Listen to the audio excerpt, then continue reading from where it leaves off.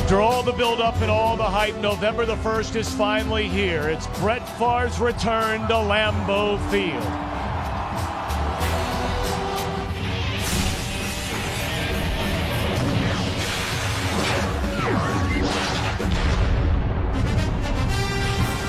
Oh, the anticipation for this day and this very moment.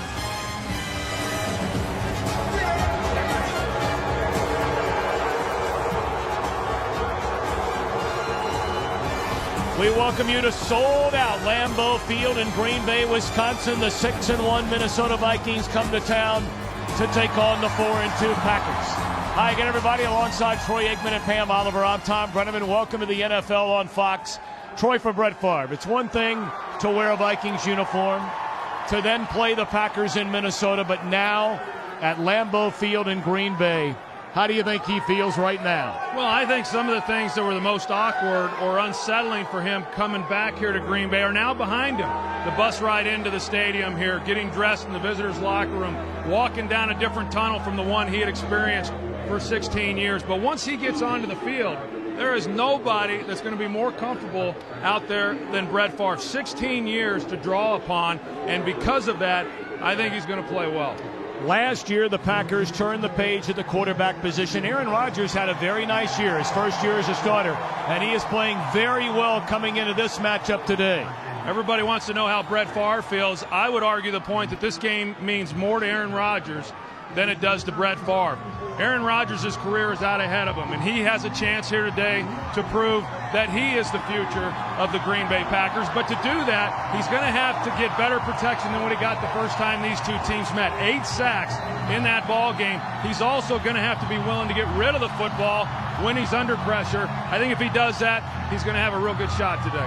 Let's check in downstairs with Pam Oliver. Well, Tom, some of Favre's former teammates say this is not the time for emotion. Linebacker Aaron Campman is a regular texting buddy with Favre, but he said at this game approach, all communication ceased. Now, there hasn't been a ton of extra security added for this game. Instead, more police officers and security personnel will be shifted near the Minnesota bench to ward off any problems. Back to you. Pam, thanks so much. Green Bay has won the toss, selected to receive, so Aaron Rodgers and the Packers will get the first chance at it offensively. Ahman Green just signed a week ago, 46 yards shy of becoming the Packers' all-time leading rusher, is returning kicks as a Packer today for the first time in his career. And he's out across the 20 to the 22-yard line, and that's where Aaron Rodgers and the Packers put it in play. Rodgers in his 5th year overall out of Cal, 25 years old, grew up in Chico, California. Ryan Grant coming off a 148-yard rushing day against Cleveland last week. And up front, changes at left tackle, TJ Lang. He'll go up against Jared Allen. And Scott Wells again starts at center.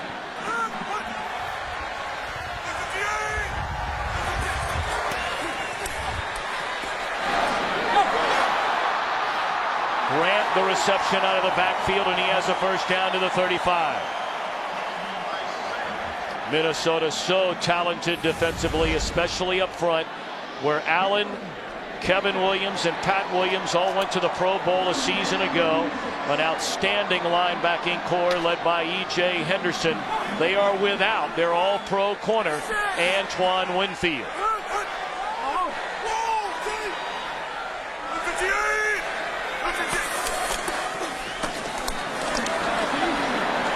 Nowhere to run.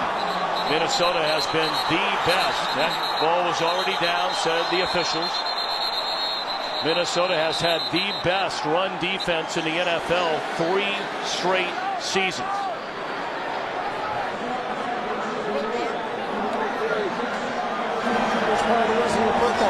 Second down.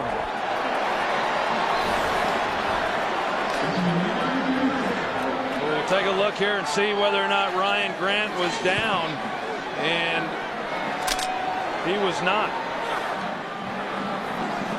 Well, no challenge from the Minnesota sideline, and now here comes the red flag thrown by head coach Brad Childress. Well, from that initial look, let's see if we can get an even better view here. It looked like the ball came out. It clearly did. Yeah, no question that the ball was out prior to Ryan Grant going to the ground.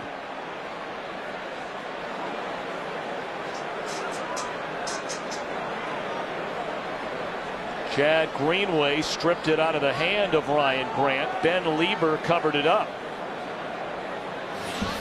This is a huge call right from the get-go. Progress is a non-reviewable play. Therefore, there is no challenge by Minnesota. It will be second down. With the play clock operator, please reset the play clock to 10 seconds. Yeah, it's a good job by the officials, because once they rule that forward progress has stopped, then that is not a reviewable play, as he said. So the Green Bay Packers getting a big break here early. Kuhn, the fullback, plows ahead of the 40-yard line. It'll bring up third down and nearly 6. This is the Aaron Rodgers reception when he came on the field.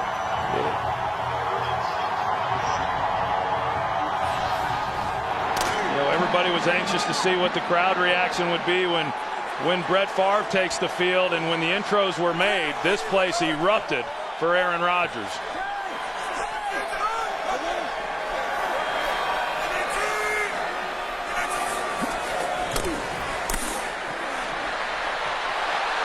Third and 5. Caught. That's a first down for Donald Driver to the Minnesota 40-yard line.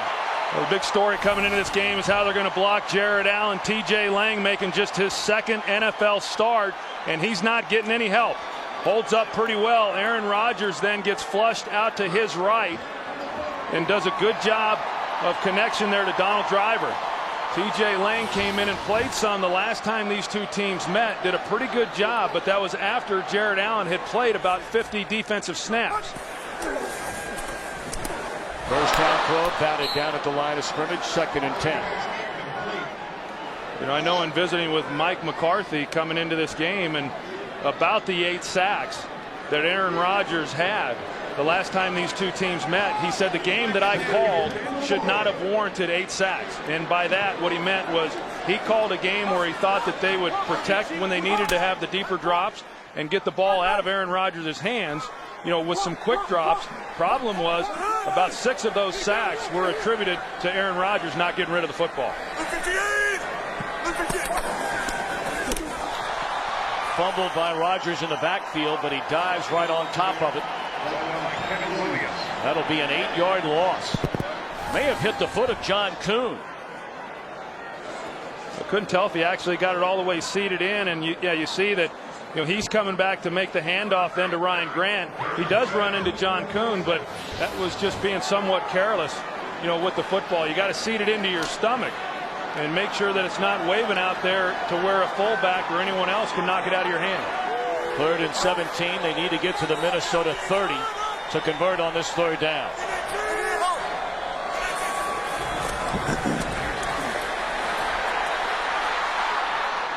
Ball hit as he threw by Ray Edwards. And the opening possession for the Packers stalls at midfield. I'll tell you, so much of the attention is on Jared Allen because of the fact that of those 8 sacks, he had 4.5 of them. Ray Edwards did a heck of a job in that game as well of getting pressure on Aaron Rodgers. Jamar Johnson standing back. Adrian Peterson back to the line of scrimmage. Maybe picked up a yard. There's Brett Favre, 40 years old, out of Kill, Mississippi, drafted in the 2nd round in '91 by Atlanta. After 1 year was traded to Green Bay. Became the Packers starting quarterback in week 4 of the '92 season and has now started every game since. A favorable spot, a 3-yard gain for Peterson, 2nd and 7.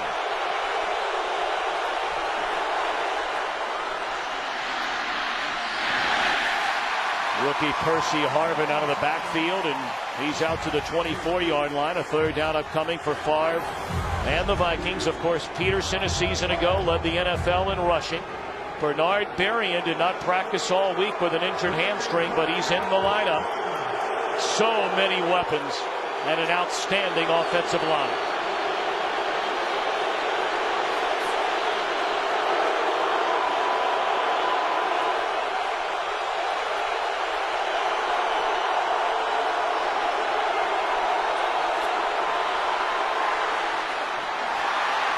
First down reception, and out to the 45-yard line is Chester Taylor. Green Bay Packers last time didn't bring much pressure, but they are here on the first third down of the game. They're going to bring the linebackers up the middle. The Vikings do a good job of picking that up, and then Chester Taylor is able to get inside position. A big first down there for the Minnesota Vikings.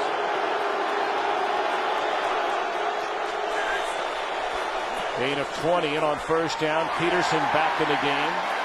And he's to the 45. That'll be a pickup of 2. Green Bay defensively, the third-ranked defensive unit in the NFL. They went from a 4-3 to a 3-4 when Dom Capers arrived as defensive coordinator. Yeah, and I think the area where they have improved the most is in their run defense, and a lot of that has been because of the play of those 3 guys that we showed up front. Ryan Pickett, Colin Jenkins, and Johnny Jolly. They've been very stubborn in allowing much rushing yards by these opposing offenses.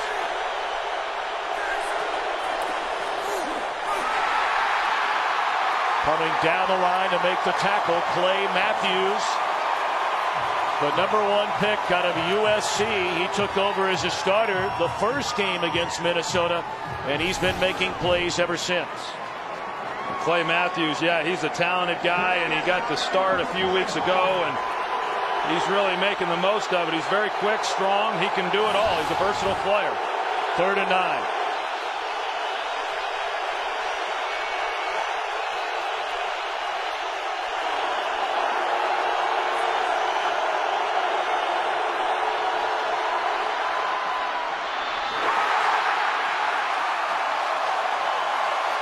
Minnesota punts.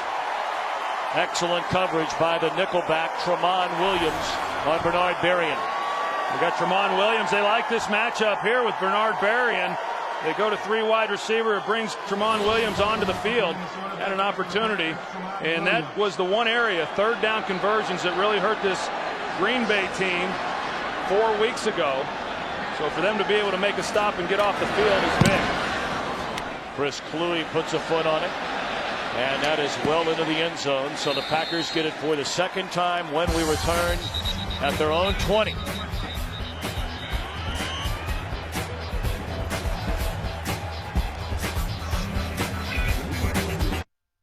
Today's game on Fox is sponsored by Southwest Airlines. Go to southwest.com. Grab your bag. It's on.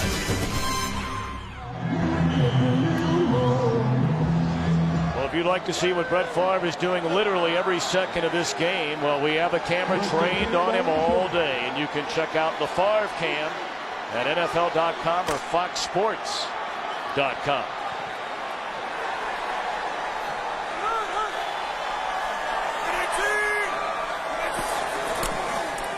Midway through the opening quarter, Aaron Rodgers looking for the big one down the field, throws into coverage.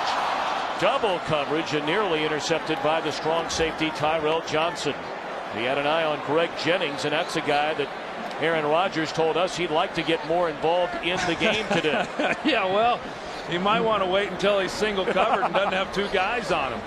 You know, they go play action and think maybe they'll have a chance for something big down the field, but the Vikings were not fooled.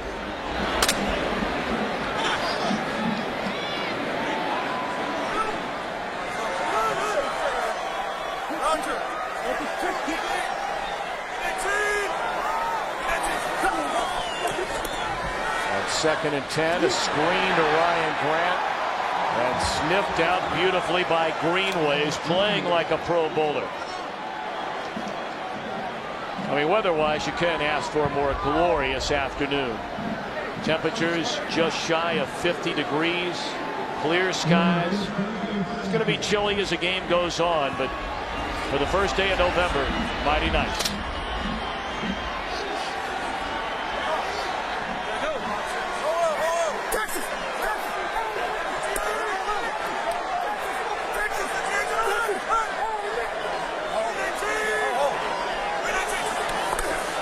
3rd and 13. Rodgers throws high. 3 and out this time for Green Bay on offense. Tell you what, Tom, coming into this game, I really thought that based on the pressure that the Vikings were able to get on Aaron Rodgers in that last game, that they would come out, the Packers that is, would come out and really help those offensive tackles. So far in just the 2 offensive series that we've seen, they've not had any help. It's been one-on-one outside on the edge, and he's gotten pretty good protection, and that's going to be a real key whether or not these guys can hold up as we move through this game. Jeremy Campanos punts it away. And slipping 1 tackle is Jamar Johnson, and he's dropped to the 38-yard line. Early adjustments with the equipment on the Minnesota sideline. Favre and company back at it in a moment.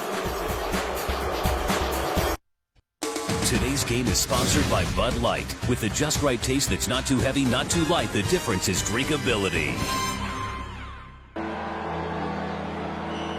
Perhaps somewhat lost in all the Brett Favre hype returning to Lambeau Field in Green Bay is the importance of this game in the NFC North. Minnesota already a win over Green Bay this season. And should they win again, in essence, it's a 3-game divisional lead. Ball is loose. Still loose. And it looks like the Packers have it at the 20. They do.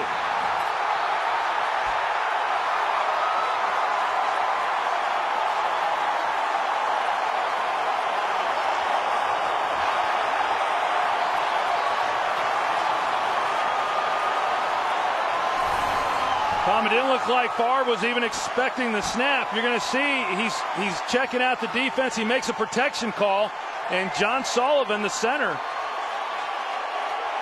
thought that he was calling for the snap, and it came without Favre even being prepared.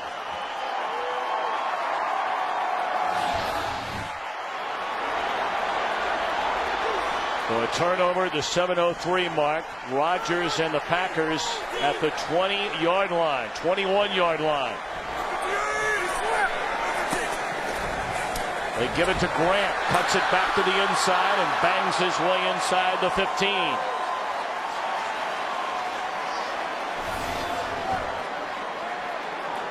You can see Favre as he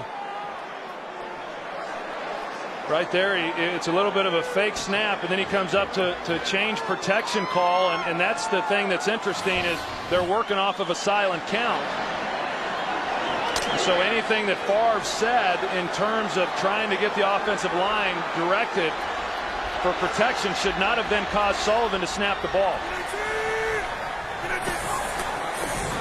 They pitch it to Grant, and he is slammed down at the 17-yard line by the 2-time Pro Bowler Jared Allen. His first season as a Viking last year, 14.5 sacks. And we mentioned in the first meeting between these two teams, look at those numbers. Well, and those numbers are pretty indicative of what he's done all year. You know, they always say, hey, sacks don't tell the whole story when you're talking about a guy's play. And they're right when they say that about Jared Allen. He's done a lot more than just sack the quarterback.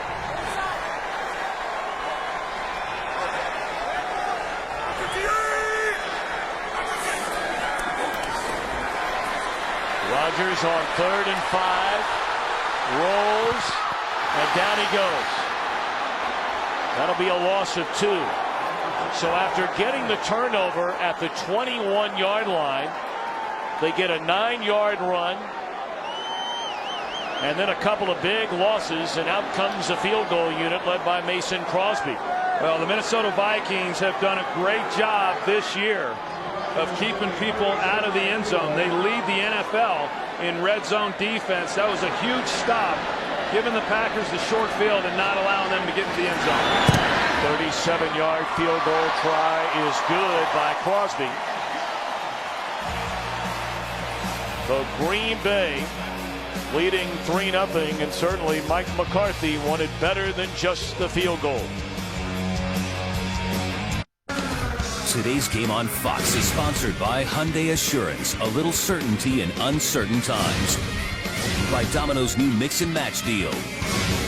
And by Windows 7, your PC simplified.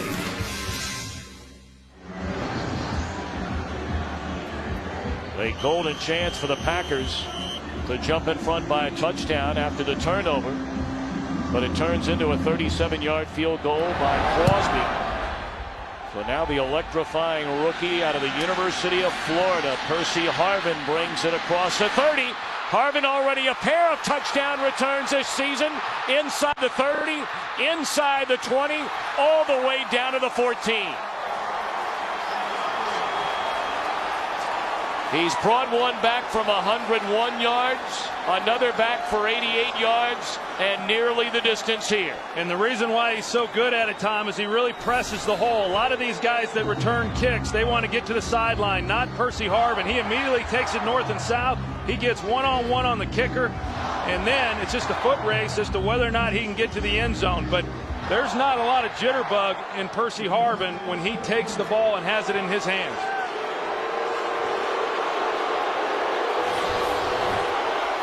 So now Favre up under center.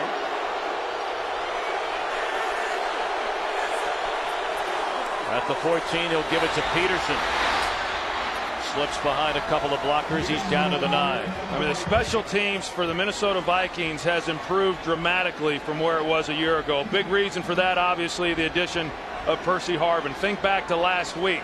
You know, the strip fumble that Pittsburgh gets, they go in for the touchdown, and then boom, they come right back. Minnesota does with a return by Percy Harvin. You know, he is a great weapon, not only in the return game, but also on this offense.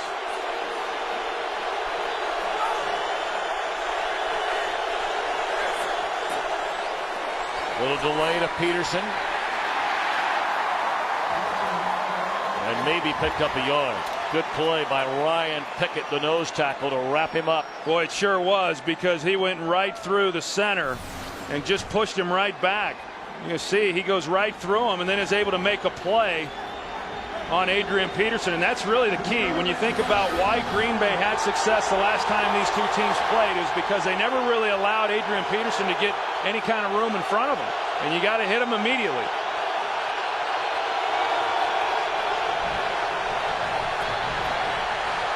Taylor, great open field tackle made by Nick Barnett.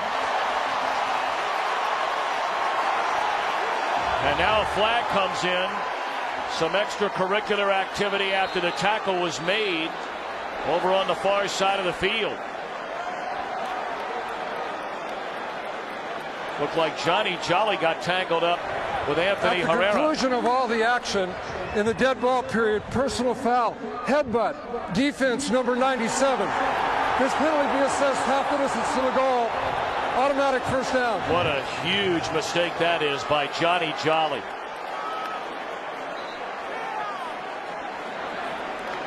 Boy, it's such a great defensive stop. Nick Barnett out there one-on-one on Chester Taylor, and then you've got a penalty like that with Johnny Jolly. Here's Johnny Jolly right here.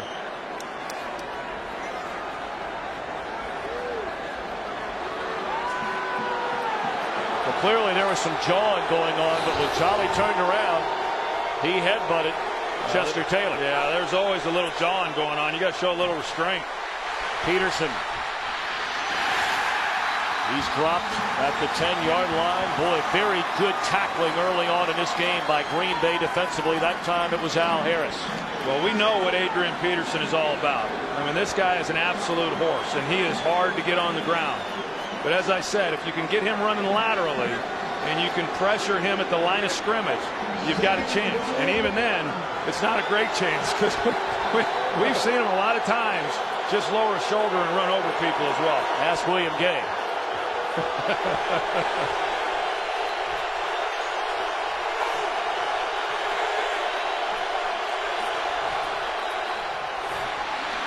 Peterson inside the 5, down to the 2-yard line. It'll bring up 3rd and goal for Minnesota.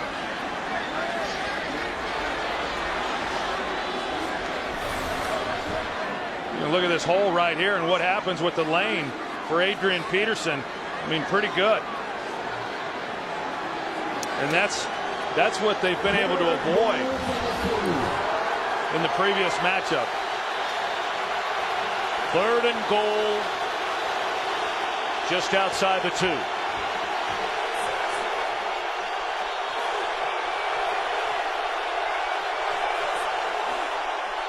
They run it. Very close to the goal line.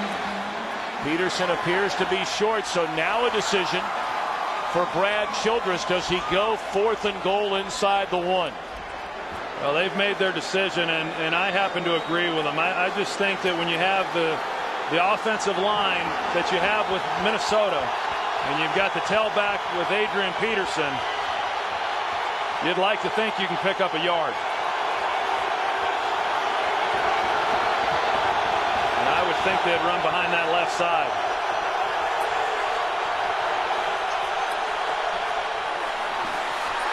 Did he get in? Yes, touchdown Adrian Peterson. So after struggling so mightily inside the red zone a week ago against Pittsburgh, 2 big turnovers, going on 4th down, and unable to get in, they do so today. I guess just enough. Adrian Peterson decides to try to go over the top. The ball breaks the plane. And I think that's a lot of the reason as to why you go for it today. Big game.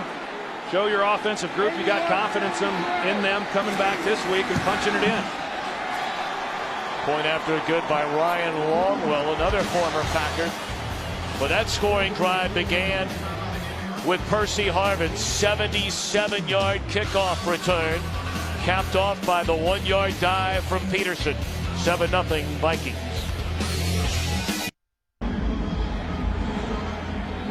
Not only the big return by Harvin, but the penalty, personal foul against Johnny Jolly. And penalties have killed this Packer team frequently. 3rd most penalized team in the entire NFL so far this year. Amon Green from the goal line. And Green with some daylight.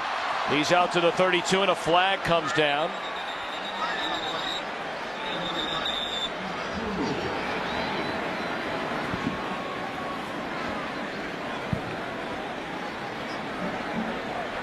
During the return of the kick, holding receiving team number 51. 10-yard penalty, 1st down. So in his return to Lambeau Field, Brett Favre celebrates a Minnesota Vikings touchdown. 1:11 to play in the opening quarter from Lambeau Field in Green Bay, and Minnesota 7-3 lead over the Packers. Aaron Rodgers hands it to Ryan Grant, cuts it back to the inside. He's up to the 21-yard line. A good gain on 1st down for Grant. What a day of action in the NFL and in Major League Baseball on this Sunday, November the 1st. Coming up next, it'll be Game 4 of the World Series. The Yankees leading 2-1.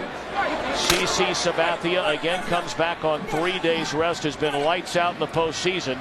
And he'll be opposed by Joe Blanton. Joe Buck, Tim McCarver, Ken Rosenthal and company standing by in Philadelphia. Juggled, and then did Johnson catch it? Yes, he did.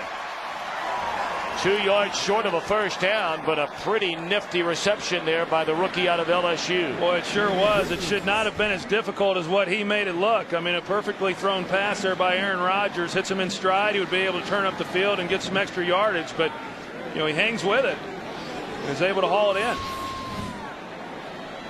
That'll be the final play of the opening quarter. Brett Favre and the Vikings leading the Packers 7-3. The NFL on Fox continues after a word from your local Fox station. 3rd down and a long yard for the Packers. And Rodgers out of the shotgun, fakes it, and is looking down the field, being chased by Edwards, who got him all the way back to the 17. 8 times he was sacked in the first meeting. And Edwards gets him here on a critical 3rd down. Well, they go off play action and trying to get the ball to Donald Driver. E.J. Henderson knocks him off course, but it was good coverage all the way around. Even when Aaron came off of Donald Driver and then tried to go elsewhere with the football, there was just nowhere for him to throw it. Now, he can't take that sack. I mean, he just throw it away. If nothing else, I mean, you're giving up yardage on field position. Neymar Johnson from a 28-yard line, and a pretty good return. Already had a big kickoff return, 77 yards by Harvin, and this return by Johnson brings it out to the 49-yard line. Favre so far 3 of 4, 18 yards without a touchdown or an interception. You know, Tom, when I was with the Cowboys and we would play the Packers with Brett Favre in big games, big playoff games, we always felt that we had to get out on them pretty early because Favre would come into the game with so much adrenaline, he'd have a hard time calming himself down. He'd miss a large percentage of his passes early in games. That didn't happen the last time these two teams met, and it hasn't happened here today. And the reason is they really haven't had to throw anything down the field. Peterson for a couple of yards. Let's check in with Kurt Menefee. Game break time and head back to Los Angeles. And the Carolina Panthers have kept it on the ground against Arizona. This is the second touchdown of the day for Jonathan Stewart. 126 yards rushing in the first quarter for the Panthers. They just started the second. Carolina's up 14-7 over the Cardinals. Tom, Troy, and Pam. Kurt, thank you very much. Arizona coming off a very impressive win against the Giants last week. Favre throws, catch made by Sidney Rice, who's had back-to-back monster games. 312 receiving yards the last 2 Sundays. Back-to-back 100-plus yard games. Sidney Rice was a young guy when he came into this league, just 20 years old, had a good rookie season. And then last year, his sophomore year, had to battle some knee injuries, didn't have the season that he had hoped for. Came back this year, and right from the beginning, he and Brett Favre have had a real connection.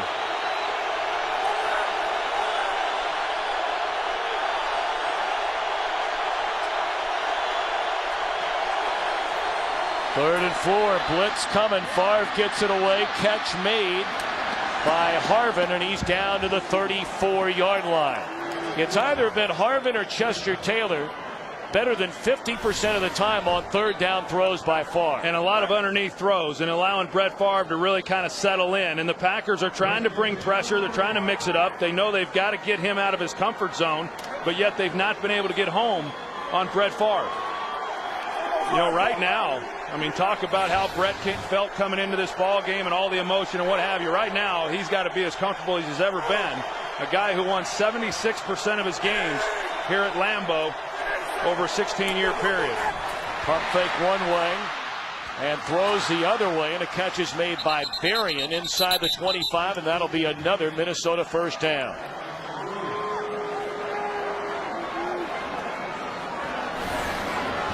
Aaron Campman, they're running a lot of nickel packages, which is getting Aaron Campman as a rush end. You know, Favre worked his way. He's able to get a hit on him, and that was one of the few times here in the early going they've gotten pressure on number 4. Back to the ground game, back to Adrian Peterson, and he ducks underneath a couple of tackles, and we'll see where they spot it. That'll be at the 19-yard line. That hit, you just saw it a moment ago.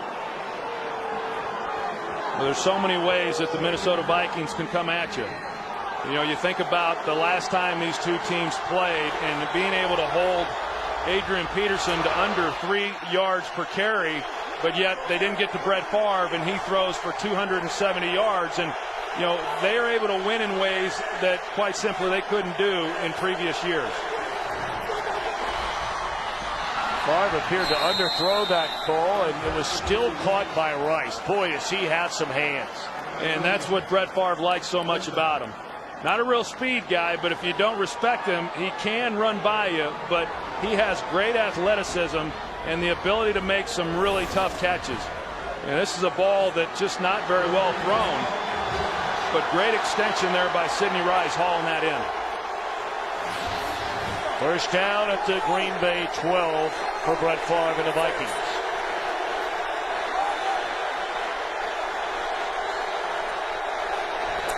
Seventh play of the drive. Favre guns it over the middle. It's caught and into the end zone for Visanthe Shenko.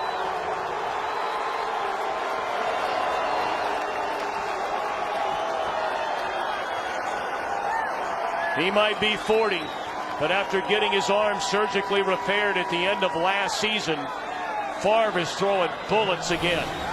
He's trying to get the ball to Kleinsasser in the back of the end zone, But a good job right there by Visanthe Shenko. You see him hook up, and then he is able to get separation and good timing there with Favre. Point after is good. Shenko, his 9th touchdown in the last 12 games. He's become a big target for Brett Favre, his first touchdown pass of the afternoon. Today's Game on Fox is sponsored by The Blind Side, starring Sandra Bullock, in theaters everywhere November 20th. By Frost Blue Coors Light, the world's most refreshing beer. And by Ford. Drive one.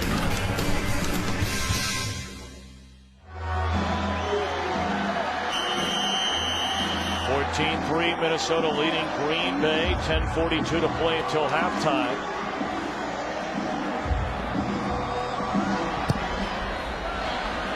Short kick by Longwell, and sliding to get it as Ahman Green gets to his feet, and not a bad return out to the 23.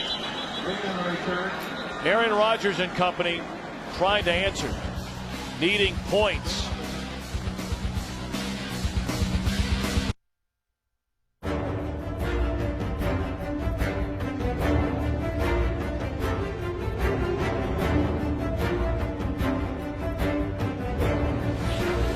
They go all the way back to August the 18th when Brett Favre made the decision for his 2nd straight year to come out of retirement, signing with the Minnesota Vikings, and everybody grabbed their schedule and looked to see when Minnesota was playing in Green Bay. Well, here we are on November the 1st. Favre has thrown a touchdown pass, and his team leads 14-3.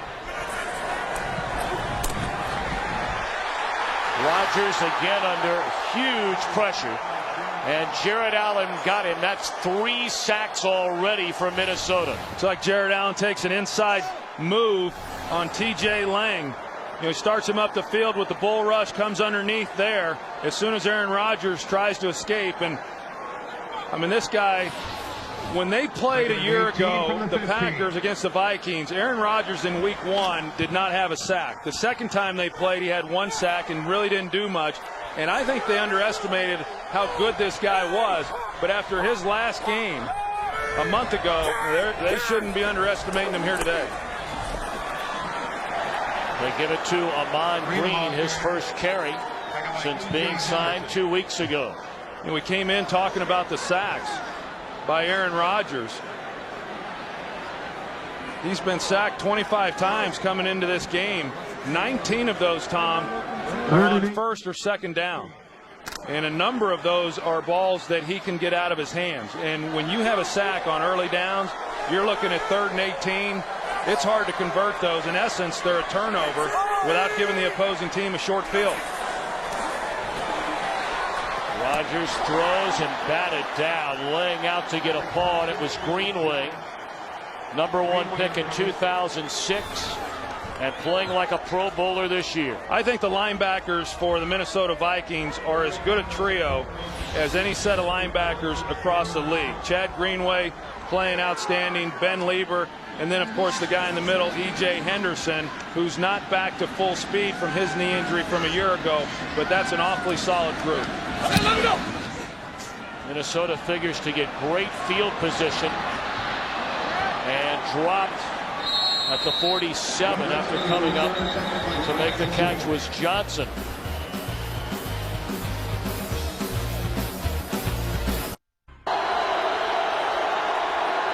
Only needing 58 yards total on their last 2 possessions to score 2 touchdowns.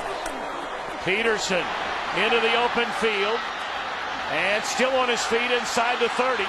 And finally caught by Al Harris close to the 15-yard line. Looked like Peterson wanted to start backside, and then he sees this hole that takes him to the front side of the play. Initially, he takes a peek back there, and then he sees that hole open up off of Steve Hutchinson's block. And that's when he gets dangerous. I mean, once you see Adrian Peterson out in the open field with that kind of space where he's got a 2-way go, that's actually a pretty good job there by Nick Collins, being able to at least slow him down enough to get a little help from the others. 12 carries, 53 yards for Peterson. 33 of those yards coming on that run. Men at the line of scrimmage, maybe picked up one. Of course, Peterson last year, the first Minnesota Vikings running back to lead the league in rushing, 1,760 yards. And in his first 2 years in the league, he's gone for over 3,000. Well, I'll tell you what, the Packers came into this game wanting to get Brett Favre out of his comfort level. They haven't done that. And now they combine that and they start getting Adrian Peterson going. They really got some problems on their hands. They give it to Harvin. He carries down to the 11. Percy Harvin is 8th rush of the year. I'll tell you what, Tom, I mean, it's early. But as we sit here, this is a huge third down for it being this early in this ball game, because giving up 3 points, I mean, you can at least deal with that. But on this drive, based on what's happened up to this point, I don't think the Green Bay Packers can afford to give up 7 points on 3 consecutive drives. 3rd and 6.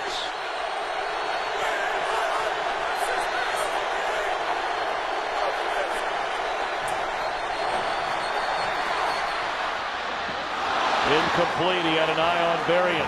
Berrien wanted a flag. Pretty good route there by Bernard Berrien, and good coverage also by Charles Woodson. Bernard Berrien's the inside receiver, and he's going to run a little out and then take the post. And Charles Woodson stays with him pretty good there. I didn't see anything that was worthy of pass interference. Well, you said the Packers needed a stop. A 30-yard field goal. And they deny the pass to the end zone by Favre. So now Longwell on for a 29-yard field goal try. And flags litter the field. This could be a big call here. If this is against Green Bay, that would make it a 4th and 1, and maybe Brad Childress thinks about going for it. Well, that'd be the second time that the Packers had made a stop defensively and then gave up, yardage because of a neutral penalty. zone infraction. Defense stepped into the neutral zone, causing an offensive player to false start. 5-yard penalty will remain 4th down. I'll tell you, it's a good call. Well, let's see now what Brad Childress decides to do. We've seen him go for it already on 4th and 1. That was at the 1-yard line when Peterson had the touchdown. And he wants him to measure it. He wants to know exactly how far away he's going to be. And he can get that. I mean, on 4th down, you can ask for a measurement.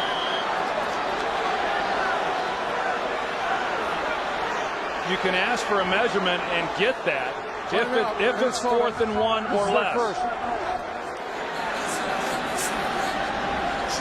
Well, Childress spends a timeout, the first used in the half by the Vikings.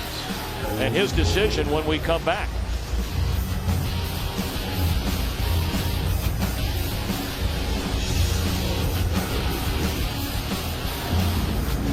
And apparently we're going to keep it right here, as Childress is probably saying to the referee, hey, look, I shouldn't be charged with a timeout here, right? There's no question. The way that it is told to the coaches is going from 3rd to 4th down. If it's 1 yard or less, they can ask for a measurement. Even though the officials know that it's not a first down, they should be granted that measurement. It's still 4th down. In my opinion, they should still be granted that measurement and not be charged with a timeout.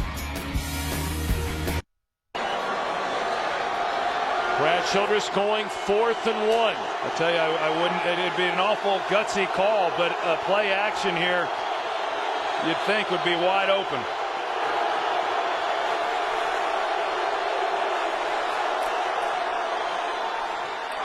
I'm not sure if Peterson got it. They elected to run the ball rather than play action, and Peterson is denied the first down. What a huge swing for Green Bay. Boy, you're not kidding. You look back now at the penalty on Michael Montgomery, and it ended up being a good thing for the Green Bay Packers. The Vikings decide to go for it on 4th and short. They come up short and denied any points.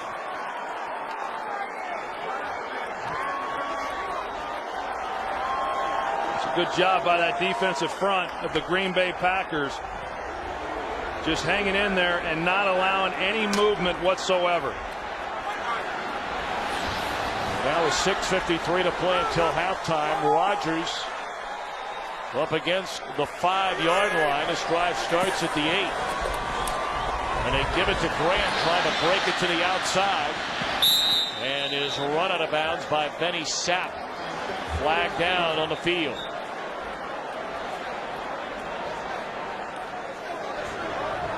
Holding, offense, number 78.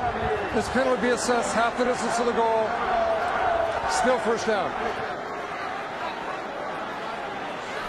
Yeah, that's the front side, right tackle Alan Barber. You see him there, number 78. He's trying to block the point along with Donald Lee.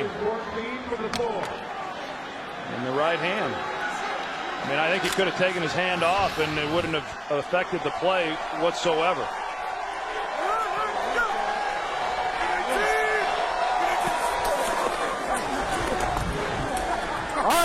They give it to Kuhn. And he's out close to the original line of scrimmage. This Minnesota defense is really doing a good job here in the first half. And I know coming into the game, you look at this as to where the matchups are favorable maybe to Green Bay. And I think if you look at Green Bay's perimeter players against the secondary of Minnesota, you'd say, wow, we should be able to get some things on them, especially when you consider the fact they're without their Pro Bowl corner, Antoine Winfield. And yet they've not been able to get any plays.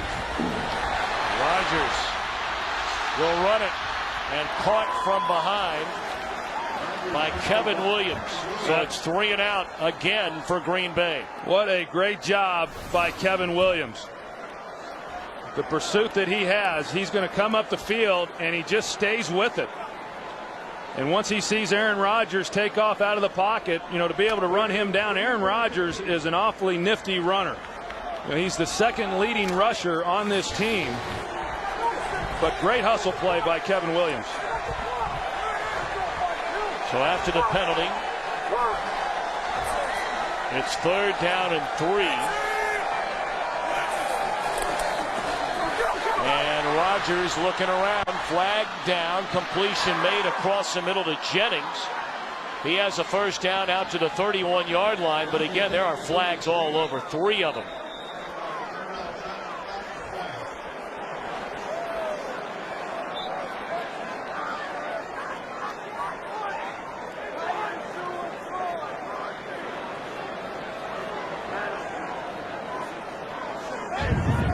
Fouls against both teams that will offset. Holding, defense number 23. Holding, offense number 70. By rule, these penalties offset. Replay, third down. Well, here's the penalty on Cedric Griffin on the outside. The grab, and then TJ Lang, number 70. You got Jared Allen, who came all the way across, and then as Kevin Williams tried to come around, that's when TJ Lang grabbed hold. Well, you just get the feeling, Troy, that Green Bay has to get a first down here to get any momentum at all.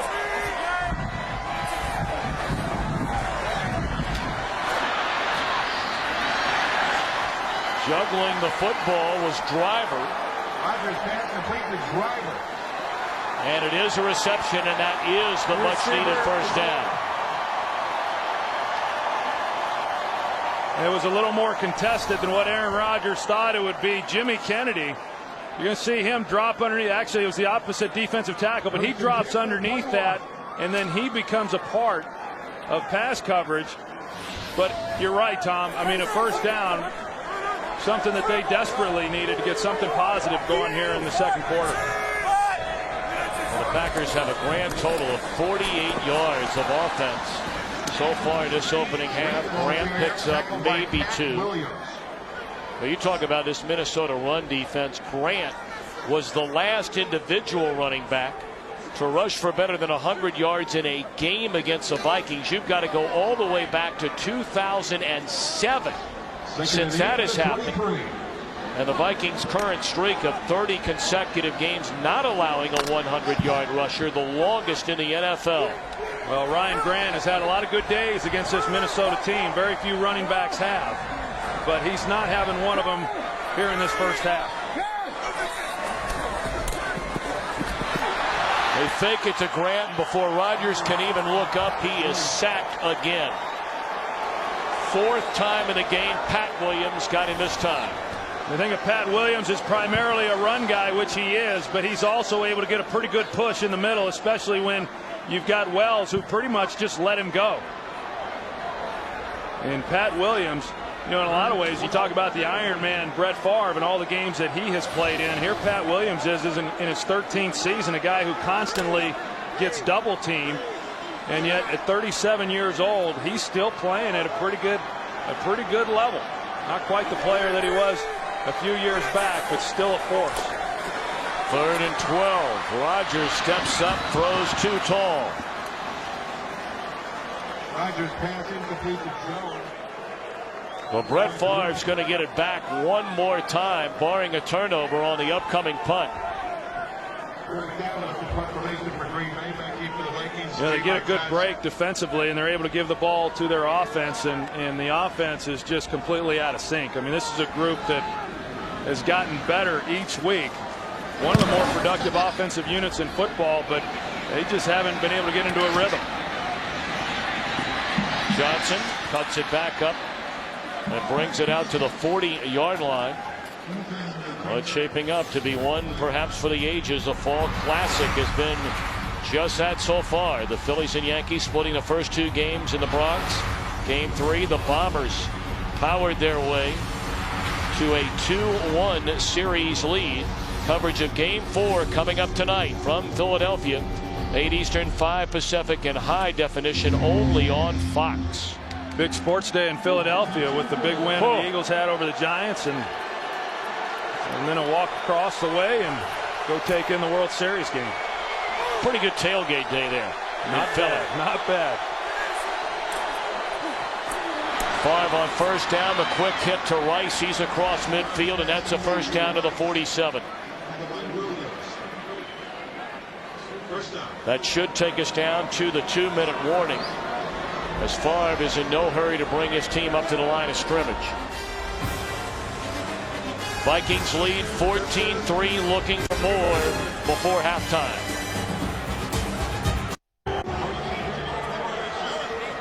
A dominant second quarter for Minnesota, both offensively and defensively. Favre is hit on 9 of 11, 77 yards and a touchdown. It's Sidney Rice at the bottom of your screen. And they hand it off to Peterson on first down, and he's to the 41. We're under 2 minutes. Minnesota trying to add to a 14-3 lead. The Vikings have 2 timeouts remaining. Yeah, with 2 timeouts and where they're at on the field, I mean, they've got the whole playbook at their disposal, and still in no type of hurry up. In fact, they're still huddling up here and a lot of time.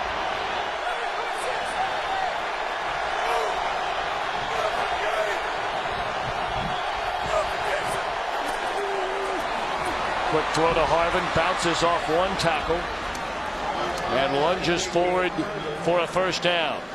Yeah, that's one of the things that Brett Favre has really brought to this offense. A lot of teams do it. The Vikings did it in the past, but Brett does it probably more than any other quarterback. A lot of those types of throws aren't even called. If he sees a defensive back off, he'll just pull up, make eye contact, and deliver the receiver the ball, especially if it's Percy Harvin.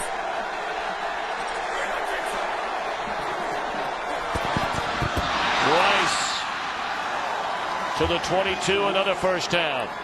Pretty tight window right there. That shows you Brett Favre hasn't lost anything on his fastball. Sidney Rice on the slant, and a good catch by him. And we're getting used to seeing that here in the early going of this season and the job that he has done. You know, he's a big target, and the confidence that Favre has in him is really pretty remarkable. I mean, when you consider the fact that Brett Favre missed all of the offseason work, missed all of training camp, and you step in and as a former quarterback, you say, how can you develop that type of timing and chemistry with a receiver in such short time? And I don't know that Favre really needs a lot of timing within the passing game, to where, you know, so much about his game is, you know, hey, you beat that guy, let me figure out how I'm going to get it to you. And he's done a great job of it. Minnesota spending a timeout, 48 seconds to go until halftime. And coming up on the Visa halftime report, the entire gang in LA will have the scores and highlights from around the league, and the Fox Sports Ticker will keep you updated with up to the second statistics. First down at the 22.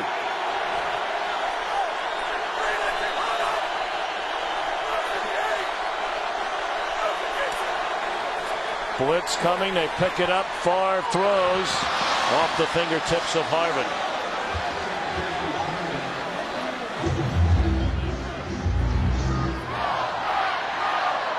It's been a very interesting relationship that has developed between Favre and Harvin.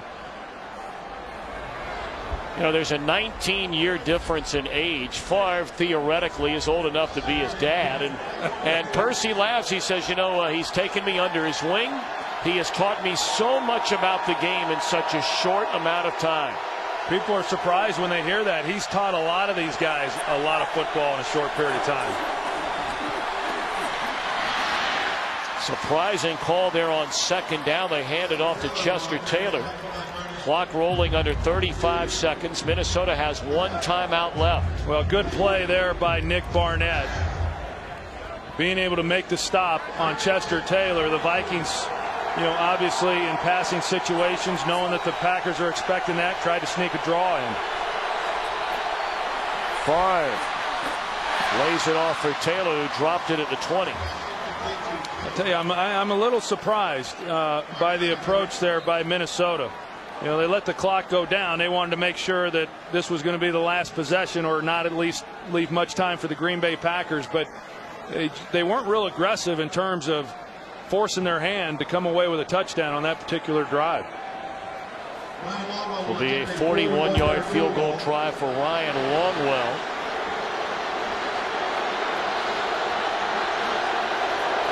Good snap, good hold, and as Longwell did for so many years, wearing a Packer uniform, he bangs it right down the middle.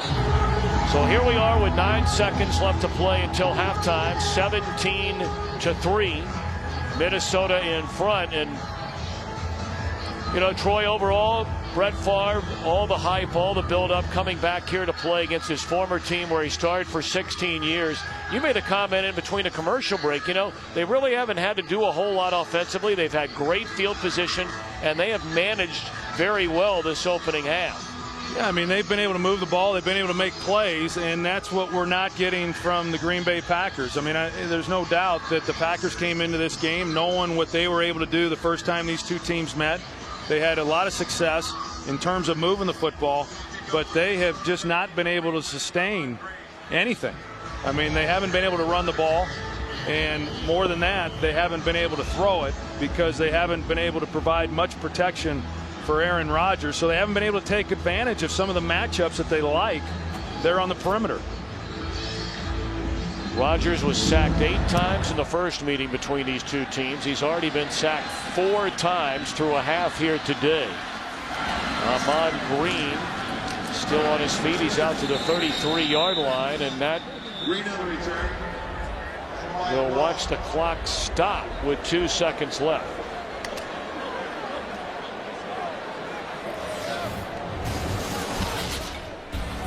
Well, when Brett Favre first came out, a lot of boos, some cheers, that boyish grin and smile that we've seen going all the way back to '92. And after an early miscue, very few mistakes ever since. Yeah, I mean, his center, John Sullivan, is the only guy, or the only thing that's made him uncomfortable so far since this game started. You know, I mean, the Packers haven't applied any pressure on him. And with a 14-point lead, he's feeling pretty good right now going in at half. Well, that pretty much is indicative of the opening half for the Packers. They stumble their way through this opening half on this November the 1st under a harvest moon. Aaron Rodgers up against Brett Favre. It's 17-3, Vikings over the Packers, and NFL on Fox continues after a word from your local Fox station.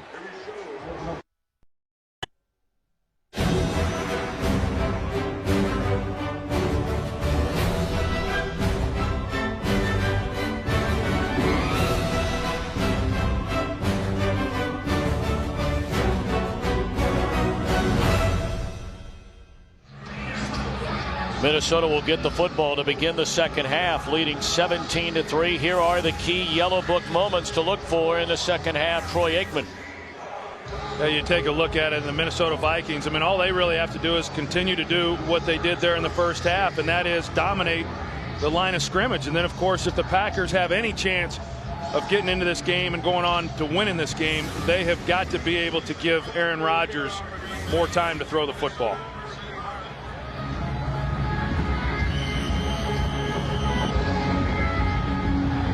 Well, the Packers offensively, one of the worst first halves of football in recent memory.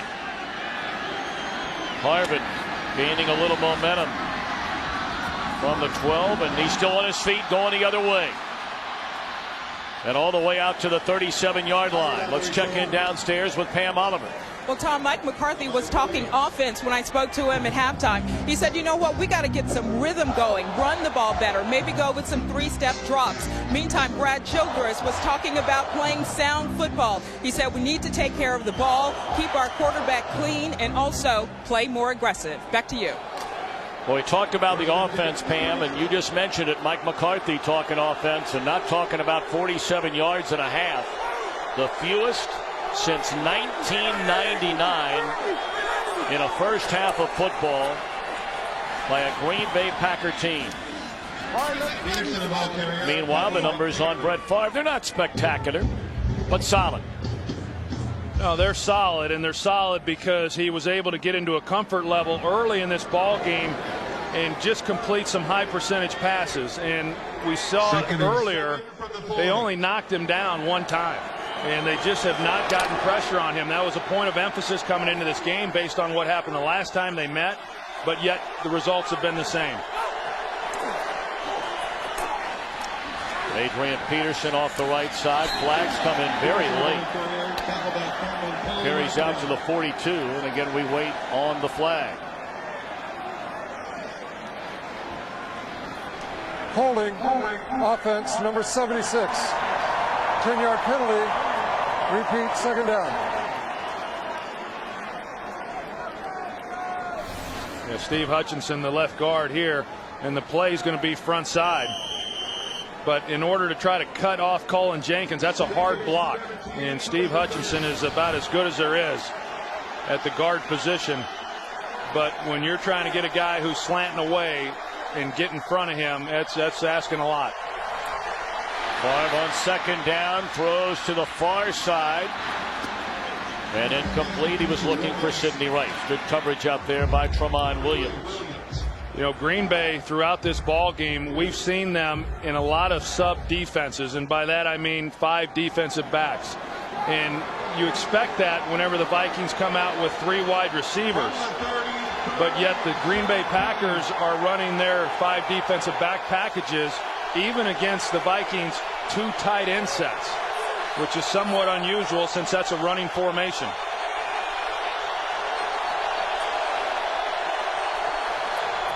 Third and 17, a 3-man rush, and Favre's going to pick that apart all day long. Well, you called it, Tom. I mean, rather than bring pressure on 3rd and long and make him get the ball out of his hands and then come up and make a tackle short of the first down, they go with a 3-man rush. And in essence, I mean, Johnny Jolly's no factor. It's a 2-man rush. And they've seen this before. I mean, if you give any quarterback, let alone Brett Favre, that kind of time, it's over. Berrien took a shot from Atari Bigby. They want to see if he's okay after that first down reception out to midfield. Today's game on Fox is sponsored by Southwest Airlines. Go to southwest.com, grab your bag, it's on. By AT&T, your world delivered. By Walmart, save money, live better, Walmart. And by McDonald's.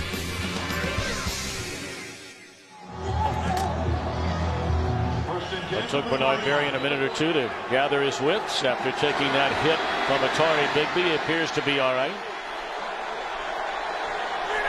Favre and the Vikings at midfield on first down. And Favre to throw it. Unbelievable protection. Throws into traffic. The catch made by Harvin. He cuts it back the other way and into the end zone. Touchdown, Percy Harvin.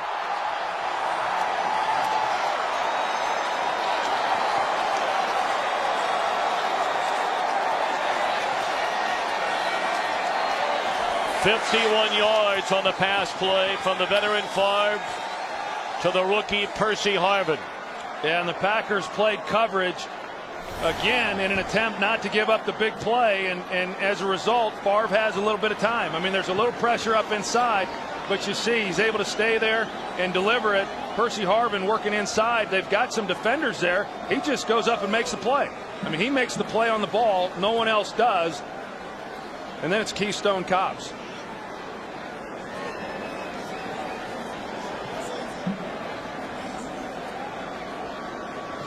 Two Packers colliding there. It looked like Nick Collins, who is down on the field injured, got cut by his own man in trying to converge on Percy Harvin.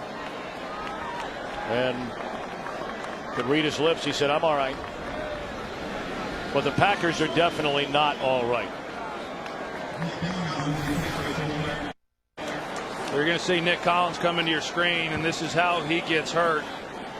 You know, just the way that he came down. But on the outside, Tramon Williams, I mean, he jumps to the outside and just gave Percy Harvin just a straight shot at the goal line. I mean, that playing coverage and then to give up a play like that and have four defenders down there to get him to the ground and nobody even lay a hand on him is not very good. A lot of people thought Harvin had the greatest potential of any player coming out in last year's draft. A 51-yard touchdown reception. The lead swells to 21.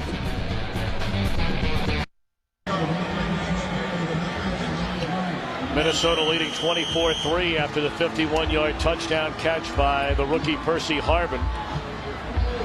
Green Bay defense, which came in ranked 3rd overall in the NFL, and some might say, you know, perhaps a bit misleading. Troy, much like the New York Giants game we did 3 weeks ago, when they had played 3 teams before going down to New Orleans that had 1 win, those 3 teams combined. Here the last couple of weeks, Green Bay has gotten right against Detroit and Cleveland, but they're playing a very different animal in the Minnesota Vikings here today. Yeah, it seems that we're saying that about a lot of teams that have pretty good records, and then you begin to question maybe who they had played. And we knew that the Lions and the Browns aren't very good, but those were nice wins. They can't help who's on their schedule. They dominated those games. Defense didn't give up a touchdown in either one of those games. But the Vikings aren't the Browns or the Lions, and they're showing that here tonight. Ahman Green waiting on the kick from Longwell, who appeared to lose his footing as he struck the ball. But Green from the 2. And Ahman still on his feet all the way out to the 30-yard line. Defense looking for answers for Green Bay. What about the offense? 47 yards of offense in the opening half. Yeah, but I would look at the Packers defensively right now. I mean, for the Vikings to get the ball to start this second half, and for them to go right down the field and score, I mean, they have not been able to get any pressure on Brett Favre. We've documented that throughout this ball game, but yet they're not doing anything differently. They've got 2 of the best corners in all of football. You know, you can man up with those guys. They afford you the luxury of being able to bring extra defenders, and yet for whatever reason, Dom Capers refuses to do that. Rodgers will put it up, and a wide open receiver is Greg Jennings all the way down to the Minnesota 40-yard line. So that's a good start for Rodgers. Well, they find the hole in the zone. It's a cover 2 defense in the secondary for Minnesota, and there on the sideline about 18 yards is where the void is then in front of that safety. And looky there, Aaron Rodgers has time to make that throw, and as a result, it's a pretty easy completion. 47 yards of offense in the first half, 30 plays on that completion to begin the second half.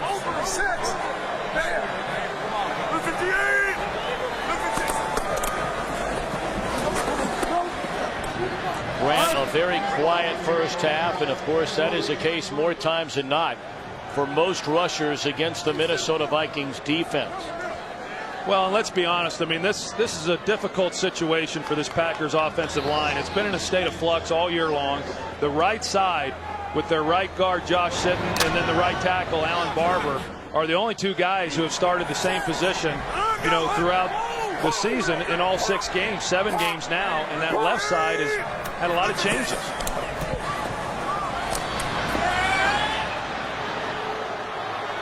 Chad Clifton, their 10-year veteran left tackle, a couple of times has injured his ankle this year. He did not play last week. TJ Lang got the start, played very well.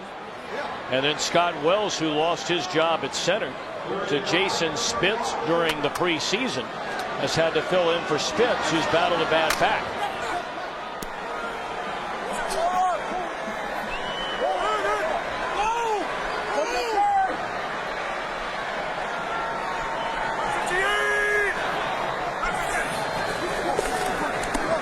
Third and 5. Rodgers looking, has room to get a first down, and does. Tiptoes out of bounds at the 29-yard line. On the other side, you've got the Minnesota Vikings. They bring a 4-man rush, and Brian Robinson, he's going to be able to get some pressure. They run a twist on that left side, and he's the one who flushes Aaron Rodgers out. Now, as I said earlier, Aaron Rodgers can run, and so because of his legs, he's able to pick up the first down. But that's been the biggest difference, is the Vikings have been able to get pressure with their front 4, and yet they've still brought extra people.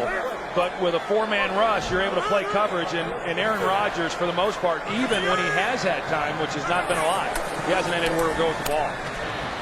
Got hit as soon as he threw, and a flag comes down. The rookie Asher Allen on the coverage there of Donald Driver. Yeah, Donald's trying to come out on the out route, and that's a pretty easy call. Pass Allen. interference, defense, number 21. Automatic first down. Allen, the rookie out of Georgia, got his first action last week and just playing in his second NFL game. But those are the matchups that Green Bay looks at and says, hey, we like that. And they're playing without Antoine Winfield. The Minnesota Vikings are. And so what was already favorable in their opinion is even more so. You got a shot there to the face of Aaron Rodgers. Could have certainly gotten a flag on that.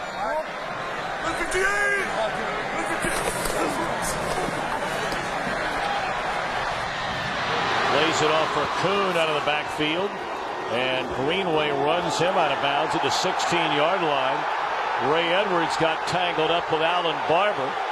And now a few barbs back and forth between the two teams.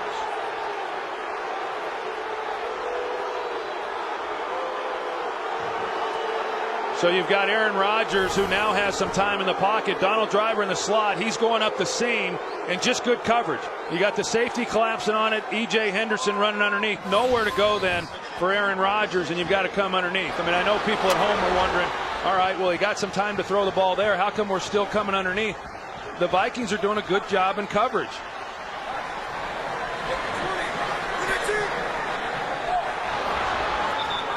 Play clock nearly expiring, and Rodgers having to spend the first time out for the Packers. Knocking on the door, trying to get back in his game, and we have a long way to go at Lambeau Field.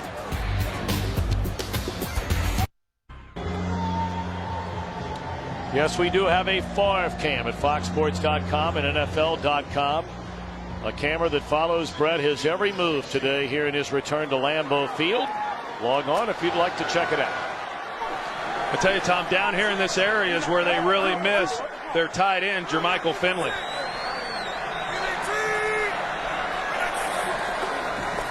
Four-man rush. And across the middle down to the 7-yard line is the starting tight end, Donald Lee. You talk about Finley in the first meeting against Minnesota. 6 catches, 128 receiving yards. Yeah, 6 receptions all of last season as a rookie, and then he really exploded in the game against Minnesota the first go-around, and he's been kind of a big play guy, but more importantly, he's been a big target down here in the red zone.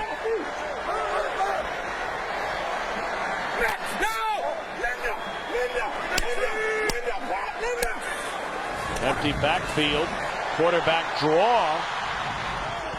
And Rodgers took a shot in the back as he was spun down at the 4-yard line by Pat Williams. Well, that was a called draw the entire way. And Pat Williams just does a great job of reading this. And, I mean, look at the big guy move. I mean, Aaron was still trying to pump fake him, making him think that he was going to throw it so that he could still get a little separation. And, I mean, that's pretty impressive.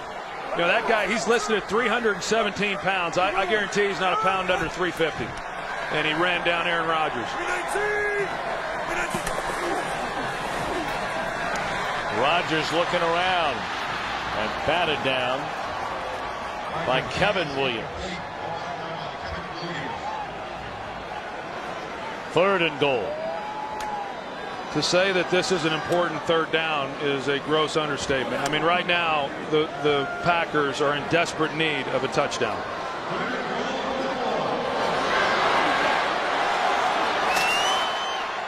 Ninth play of the drive, arguably the biggest play of the drive.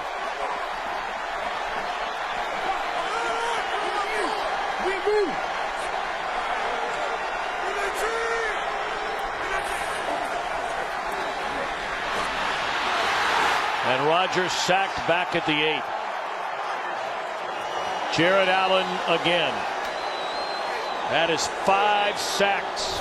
And Rodgers. I think this is on Aaron Rodgers again. You got the trip set over here, and he's working that way, but he's got a pocket to step up. He's got room to move and make something happen, and you can't stand back there and let these type of pass rushers come off the edge. And I don't want to harp on it, but yet I think Aaron Rodgers is a terrific young player, but at some point he's got to realize that you can't take the sacks that he has taken. 26-yard field goal try is good by Mason Crosby. Field goal's not going to do it. 24-6 Minnesota.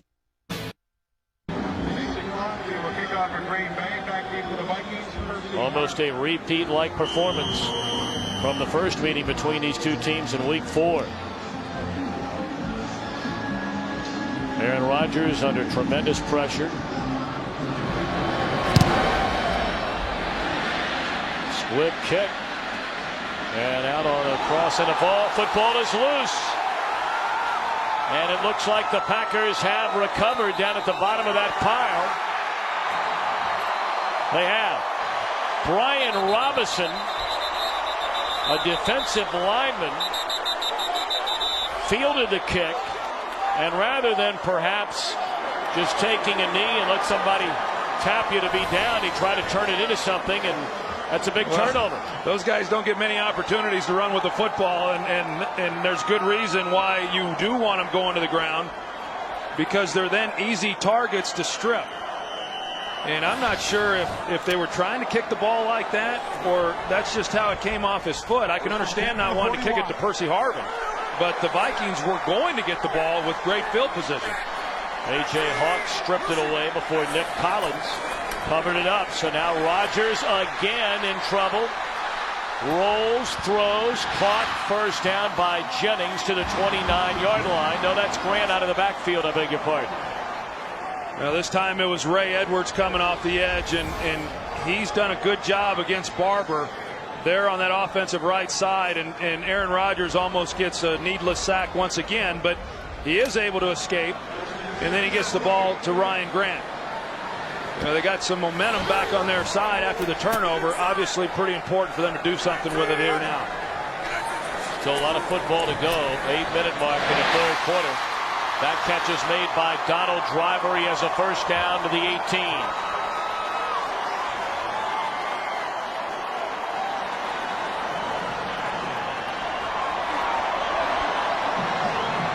Not much to talk about offensively for Green Bay most of the day.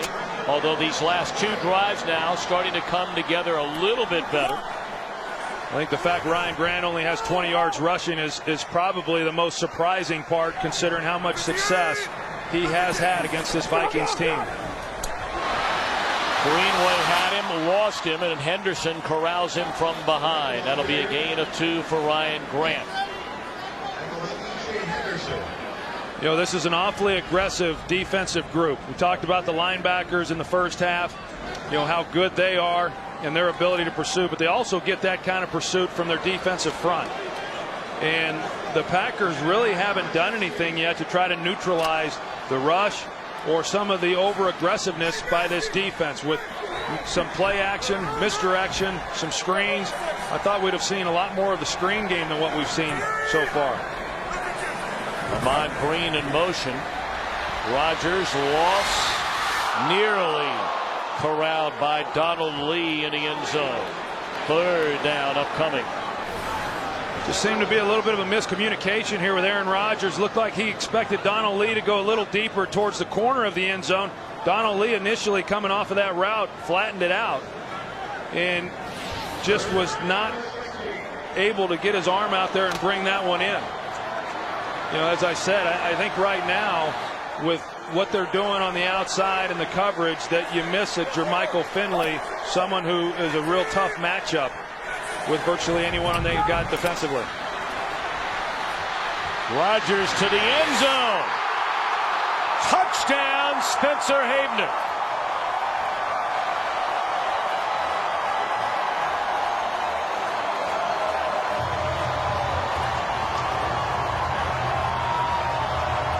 And yes, even part-time linebacker turned part-time tight end. Know about the Lambeau leap. Well, Spencer Havener, linebacker, and got his opportunity to get moved over to the tight end position because of how well he practiced when he was running the practice squad team for 2 years. Had a big touchdown reception a week ago against Cleveland, and boy, did this one come at a good time.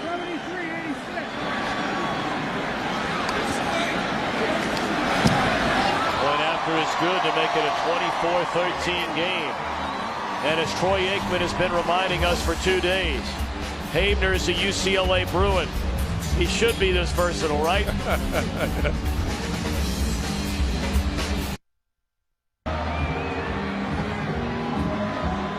The Packers take advantage of the fumble kickoff by Brian Robinson. And Spencer Havener has scored a touchdown in back-to-back games. Another line drive kick. Harvin comes up to get it at the 20. And he is dragged down at the 33-yard line by Brady Papinga. Well, that last drive started with the fumble here by Robinson, being able to recover that fumble, and then the touchdown to Havener. He's going to be in the slot. He runs a good route. He gets down the field, and you're going to see him pivot back out. You know, you've got Aaron Rodgers who starts working out of the pocket, and that's a designed move right there. And with great coverage, I mean, he's able to haul that in. Here's a guy who's a 4-year starter at linebacker, as you said, for UCLA, and steps in here, and he has really provided a spark, not just here in this game, but the last couple of games for this team. Nearly intercepted on the short throw to Adrian Peterson out of the backfield. Ball gets deflected, and you're fortunate right there. A ball that comes in high. That one was not intercepted. It looked like if Nick Barnett had maybe seen it a little bit sooner, he might have been able to make a play on it. Adrian Peterson, a guy who has not caught a lot of balls, you know, over the last couple of years. This year has been a more prominent figure, but most of those have been the check down variety like we just saw. Blitz coming. Favre steps up, and it's batted in the air and incomplete. Well, there were 5 Packers that looked like had a bead on that ball once it was tipped. Well, the great thing is you got Nick Barnett coming in. They are now starting to bring a little bit of pressure, and Barnett comes up the middle, circles back around, and got just enough of the ball as Favre was going to make the throw.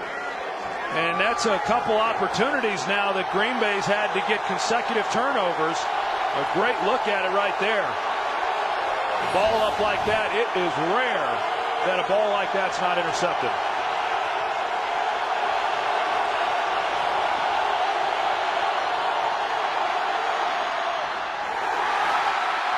Incomplete on a throw to Schenko.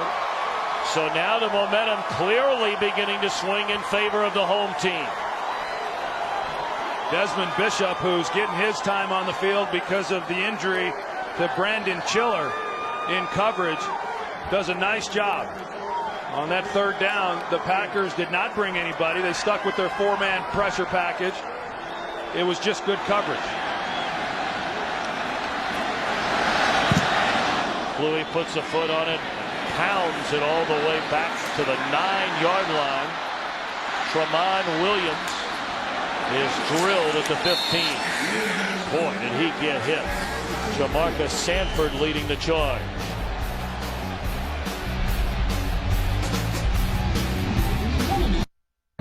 Take a look ahead at next week, the NFL on Fox, Week 9. Troy, you'll be in Chicago for the Cardinals and the Bears. The Packers will be here or on the road in Tampa Bay. Then Game 2, some will see the Lions and Seahawks, others the Panthers and the undefeated New Orleans Saints. The Ford Drive 1 Fox NFL Sunday show gets it all started 11 a.m. Eastern Time next week, 8 a.m. Pacific. That's a special starting time.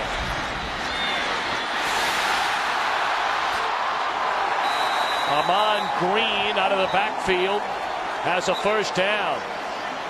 And all of a sudden this Green Bay crowd and team has come to life. And talking with Mike McCarthy, what did he tell us, Tom? The first time that Amon Green gets the ball, he's going to want to run somebody over. He's had the ball before now, but you saw that he was definitely looking up contact. You know, everybody was wondering how he would be able to come in here today without having had any contact since last November. But he's given this team a little something. Shaking up on a play, Ray Edwards. I can guarantee you that Alan Barber, the right tackle, is thrilled to see him walking off the field because he has given him fits.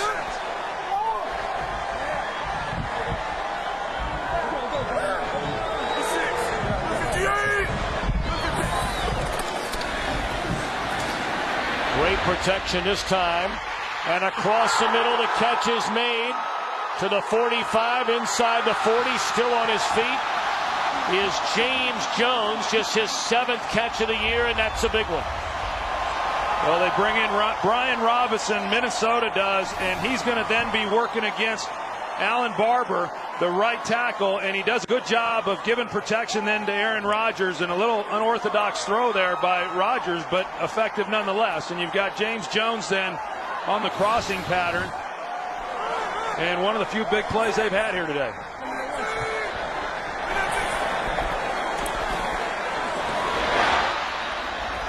Again, the tight end Donald Lee down to the 25-yard line. 4:45 to play in the third, and Green Bay sniffing points.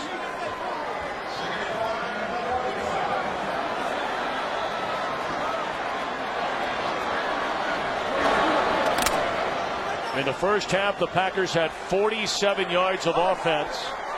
So far in the second half, 158.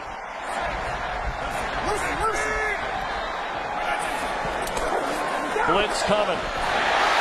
Jennings to the 15, down to the 10.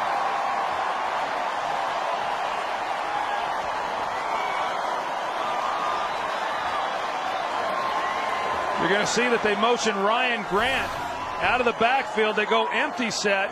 What it does is it forces Minnesota then to go to a single high safety. He's going to drop in, and it opens up the throw in behind that then. A good execution there.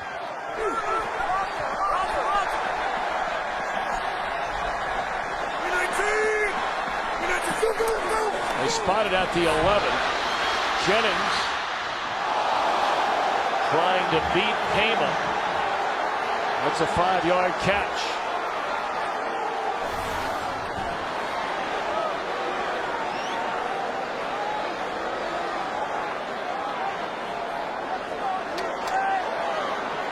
Hard takedown there by Benny Sapp. Amon Green is checked into the backfield for Green Bay.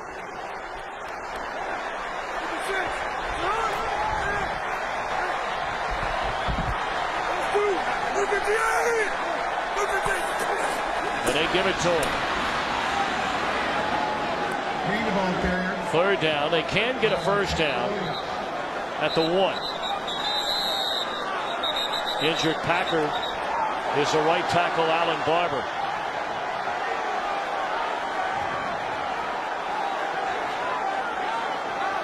And some jawing going on. Donald Driver and Benny Sapp. Yeah, there's Donald Driver, and he's just trying to make a block, and not a lot to it, but Benny Sapp didn't like it, and both of those guys have a great deal of pride, particularly Donald Driver, and that's what ensues. Third down and 4.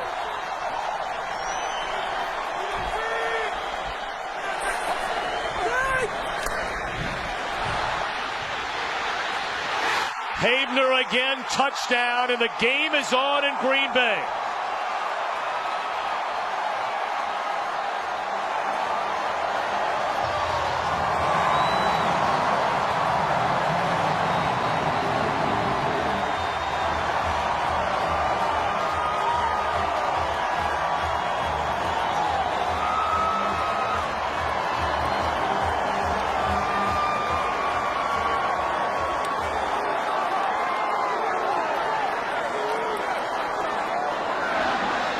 A moment ago, I think everybody in this stadium, perhaps those of us up here in the booth, were wondering if we were looking at a blowout. And all of a sudden, the lead is down to 4. We're going to see Havener here on the slant. He was actually open right from the beginning, but Aaron Rodgers just did not work to him, but he did hang with him once he got flushed out of the pocket. And a nice job by Havener of just sitting it down in the hole. You see him right there. He sees that he cannot continue across the field because Chad Greenway is sitting in the way. And he comes right back out on it, and just a pretty good job for a guy who, as we said, was a linebacker and just started playing some tight end, but he has a great feel for how to get open. Well, he spent parts of 3 years on the Packers practice squad. And you mentioned, I mean, they give him a look on scout team, and all of a sudden, nobody could cover him, nobody could defend him, and they came up with the idea that, you know, why not have a guy that can play defense, play offense, play special teams? That's a versatile and valuable guy, and paying huge dividends now these last 2 weeks. Percy Harvin trying to change the momentum, trying to turn the corner across midfield. And some of that momentum comes back to the Vikings side. This guy's going to be some kind of player. Well, you've got to maintain leverage on a guy like Percy Harvin, and Tramon Williams just got lazy. He was out there in a position to be able to turn him back inside. Instead, he kind of hung there thinking that somebody was going to be able to make the tackle on Harvin. You see him come into your picture, and he loses leverage.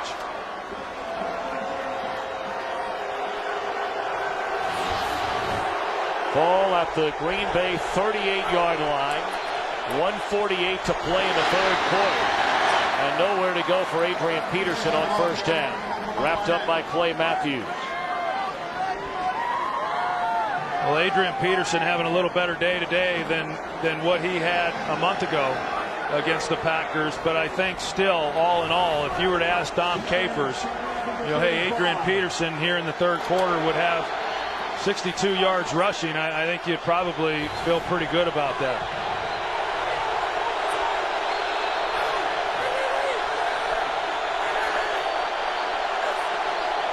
Blitz coming. They pick it up.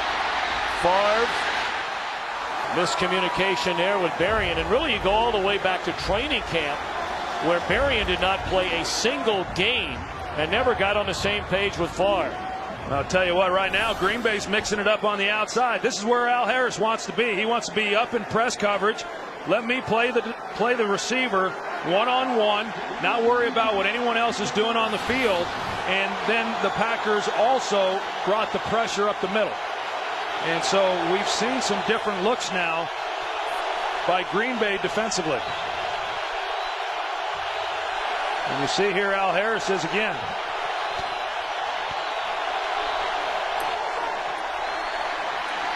Favre Fires again to Harvin, who makes a catch down to the 22. Woodson delivered a hit, but the rookie out of Florida hung on and gets a pump of the fist from Favre. Well, Percy Harvin is running routes for the Minnesota Vikings that he just did not run at the University of Florida. I mean, a young guy. Favre took a shot at the very end of that play. You know, oftentimes not much, but go to the headgear and you get a flag. But Percy Harvin, for a young player, doing things that really he hadn't done much of, is become a pretty good receiver. Peterson tries to cut it back the other way. Slowing him down was Matthews. And a flag is down.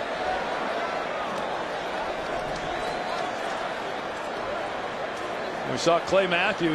He went for the strip on Adrian Peterson. You remember back to that game last time. And personal foul, grabbing the face mask, defense number 90. This penalty be assessed half the distance to the goal. Automatic first down. It's B.J. Raji. You're going to see him go to the helmet here, and B.J. Raji right there, and there's no other alternative other than the 15-yard variety. And here's the end of that play. That Clay Matthews looks very similar to what he was able to do, you know, in that Monday night game. Tried stripping Adrian Peterson and going the distance with it. Adrian Peterson is a guy who has been known to fumble. That will be the end of the third quarter. The Packers have gotten back into this thing, trailing 24-20. The NFL on Fox continues after a word from your local Fox station.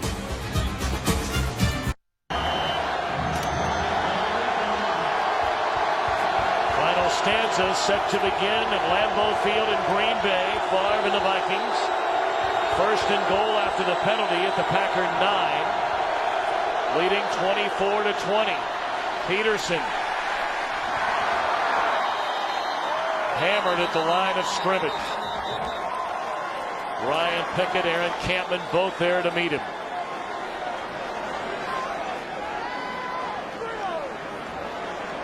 Pickett's played a nice game here today. Well, that was a nice job there on that play of just pushing the offensive line right back into the face of Adrian Peterson.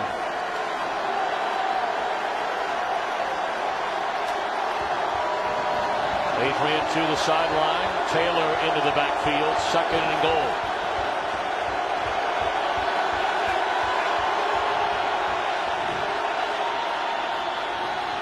Chester Taylor inside the 5 and down to the 2-yard line. Got a good lead block from a 6-time Pro Bowl left guard, Steve Hutchinson. Boy, sure did, and a nice job there of execution by Minnesota. And you know, he gets a little bit of a crease, which is something that we haven't seen a lot of for Adrian Peterson. And you know, Chester Taylor, just such a versatile guy that you can use out of the backfield as a receiver, an excellent runner, and then he's also very good in pass protection.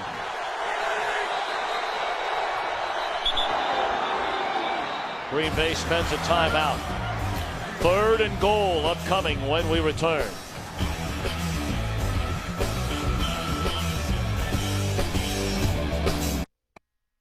Today's game is sponsored by Visa. Visa debit is easier than cash. More people go with Visa. By the newest $5 footlong. Try the spicy buffalo chicken footlong. Subway, eat fresh. And by Bud Light. With the just right taste that's not too heavy, not too light, the difference is drinkability. Pretty good job there by Green Bay right here. 12 guys on the field and being able to recognize that and getting the timeout called.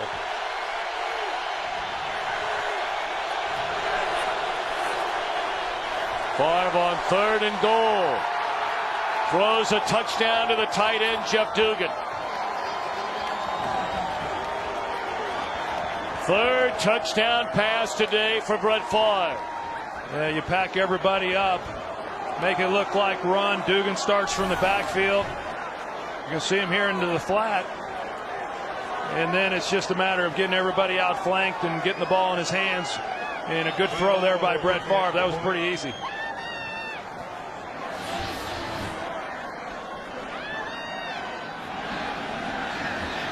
Only the third reception of the season for Dugan. That's his first touchdown. And the point after is good. Favre has hit on 15 of 24, 3 touchdowns. More importantly, his team leads 31-20.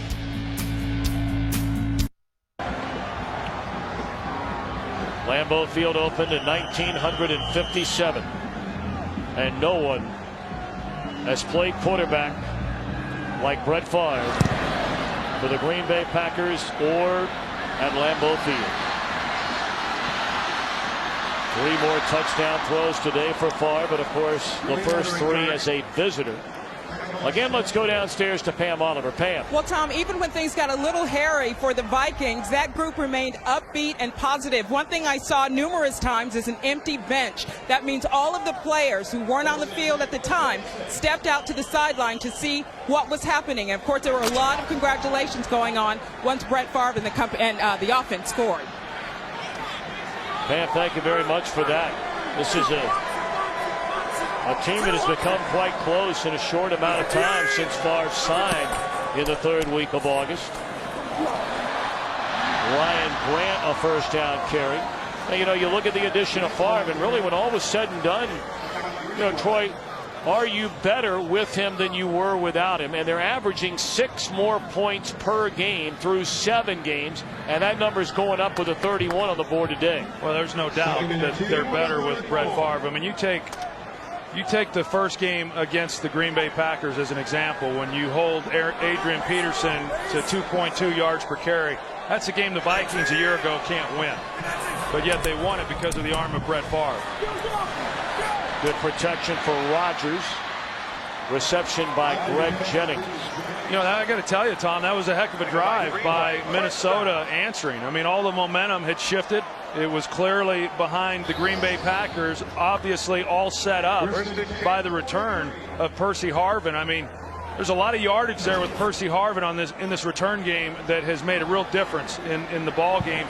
But still yet, for them offensively to put together a drive and answer and take this game back to an 11-point ball game. Driver, we're going to say he was down right at midfield. Looked like Tyrell Johnson put a hand on him when his knee was down. You talk about Harvin. I mean, look at those returns. That's 4 returns, 3 of them for 45-plus yards, and all 3 of those leading to touchdowns. Well, and Brad Childers, he was asked, hey, you know, you bring in a guy like Percy Harvin when they drafted him, and he said, I want dynamic playmakers on our team. And I don't know that anybody thought that he would make as big a difference this early. In a return game, yes. But he's been big in the receiving game also. Rodgers tiptoes out of trouble, and he's going to run it. Still on his feet inside the 20, the 15, and steps out of bounds at the 12-yard line.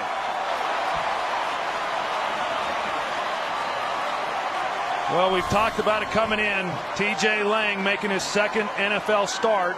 They help him out a little bit with Donald Lee before he goes out on his route, but good job by the rookie. And Aaron Rodgers just finds the crease, and he is coached to do that. Step up in the pocket, get flushed out, look for a receiver, and that gives you a pretty good idea why he's the 2nd leading rusher on this Green Bay team. A season-long 35-yard run by Rodgers. They said he stepped out of bounds right at the 15. Out of the shotgun. Batted down at the line of scrimmage by Kevin Williams. Well, there's still a long way to go. Just under 11 minutes to play. Well, this is a good job here by Green Bay. I mean, with this much time in the game, I mean, it's a seesaw battle, and you got to be able to match points when Minnesota goes down and makes it a 2-point or a 2-possession game. But right now, this is pretty good for the Packers. Blitz coming. He gets rid of it in a hurry. Good move by Jennings. Slips the tackle of Pema. And it's down to the 10. It's 3rd and 5. Yeah, that was an excellent job there by Jennings of getting more out of that than what it initially looked like. And that's what we've seen a lot from Brett Favre, throwing it out quick to the receivers. But Greg Jennings starts payment inside and then is able to get back out and break a tackle. Probably picked up 4 or 5 more yards than what was really there.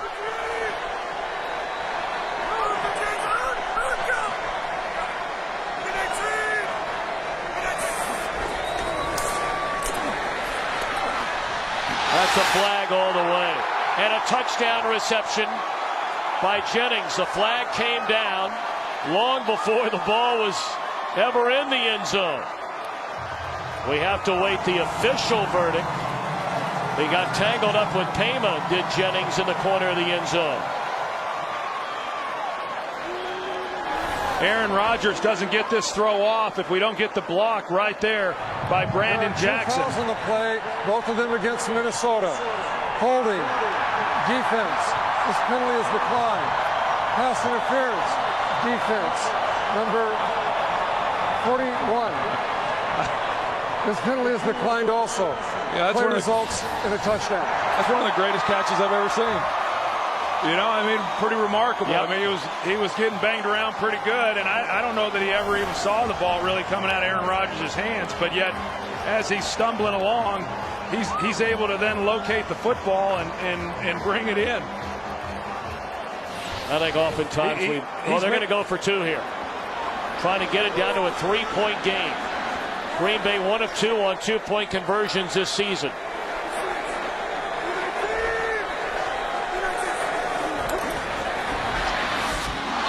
Right through the fingertips of Ryan Grant.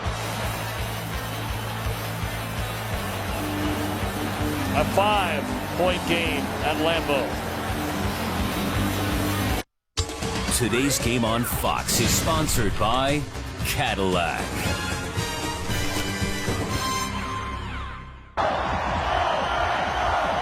Didn't take long, 3 minutes and 9 seconds. 7 plays, 74 yards for the touchdown.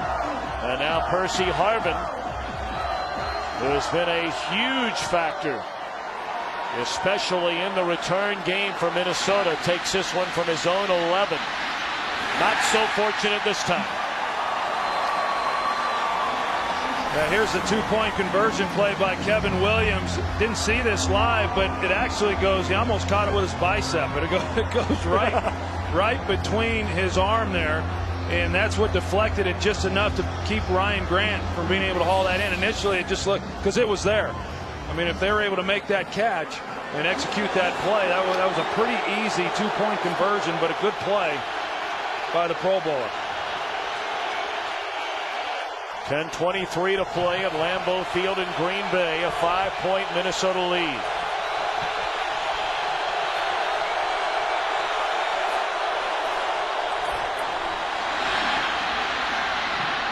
Peterson just runs right through Atari Bigby, and Bigby not afraid to deliver a hit himself. Well, I think it was more self-defense on his part. I mean, look, he doesn't even put his arms out there. He just knew what was coming, and it was going to be painful, and he just closed his eyes and took it. But he didn't even come up and try to wrap him with his arms and make a tackle. Gain of 7 for Peterson. 2nd down and 3.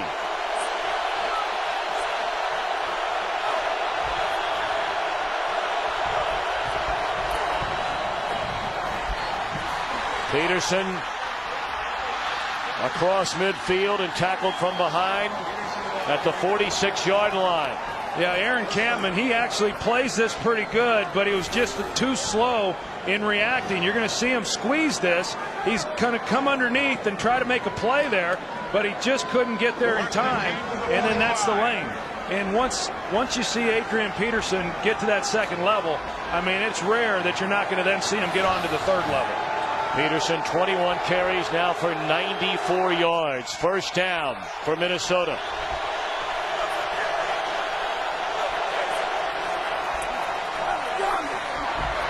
Chester Taylor trying to get lost behind a couple of those big offensive linemen. Carries down to the 42.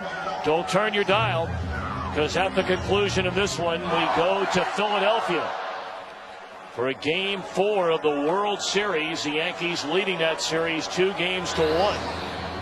Joe Blanton on the hill trying to even a series for Charlie Manuel's team. CC Sabathia starts for New York.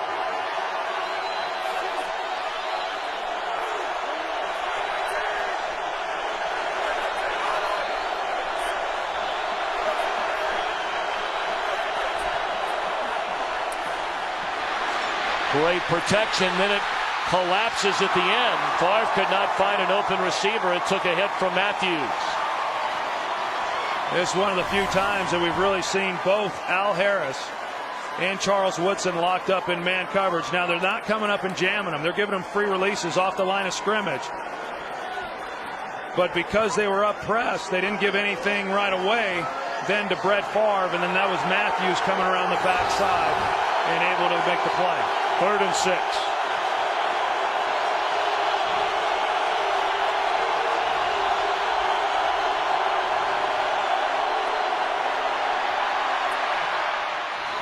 Thrown behind the intended receiver, Harvin. So Green Bay will get the football, trailing by 5. It was Matthews and Jenkins applying the pressure that time. Well, and they did it with a 4-man rush. I mean, this was the difference. They got pressure on Favre.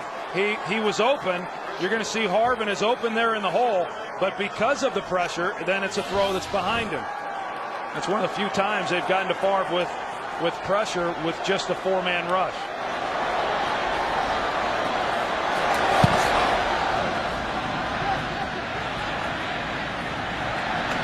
That bounces the wrong way for Minnesota. Down at the 18. Aaron Rodgers, the man who took over for Brett Favre, with a chance to give his team the lead.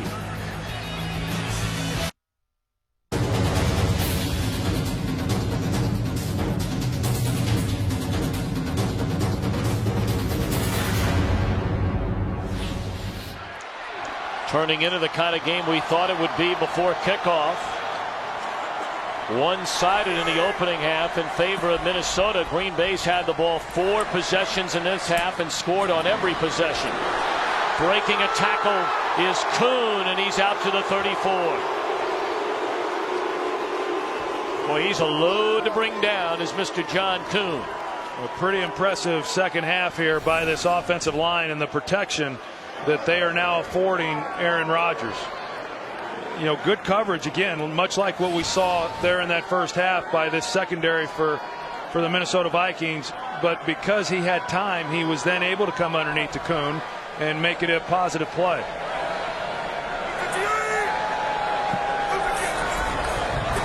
Bad snap.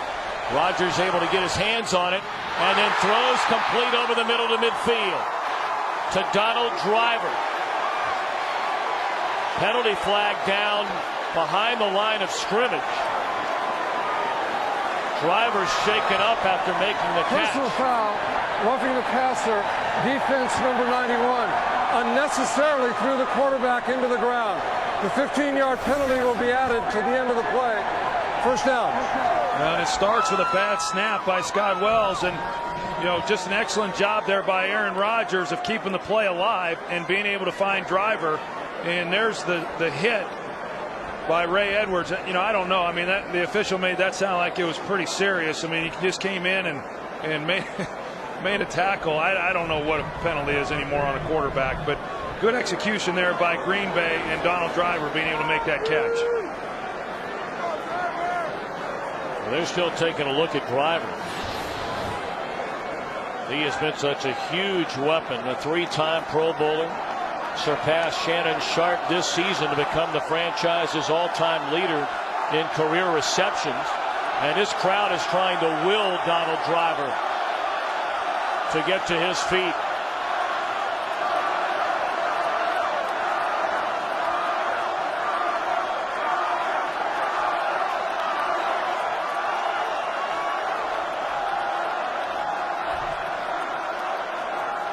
Well,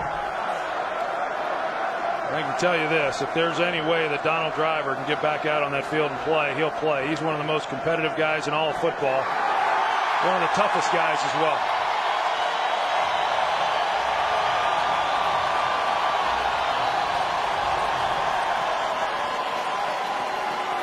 They attack on the 15 yards, and it's first down Green Bay at the Minnesota 35-yard line. 7:24 to go, and Green Bay trailing by 5.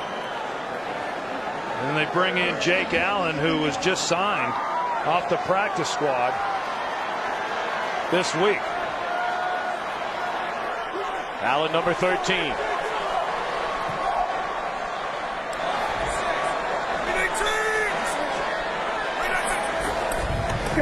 Blitz coming. Rodgers gets it away. And Jennings slips a tackle and turns it into a 9-yard pickup. You know, Jared Allen this time tries the bull rush on T.J. Lang, and he holds up pretty good. You know, that's not easy to do, and yet he was able to hold up, and then Jared Allen is setting him up because he'll do the bull rush, and then what you're going to see is Jared Allen come with some kind of outside speed rush here real soon.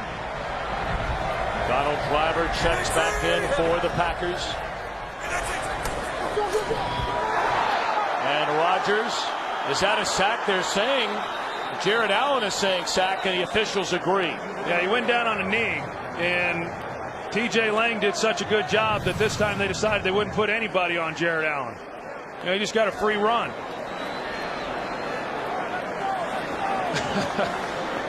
Obviously, that's not what was drawn up. I mean, I knew a speed rush was coming, but I thought at least somebody would try to slow him down.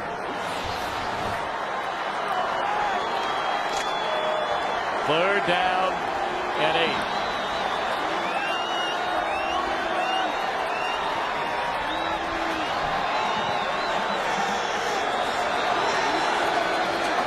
Blitz coming again. They pick it up. Rodgers to Driver, and nearly intercepted by Benny Sapp.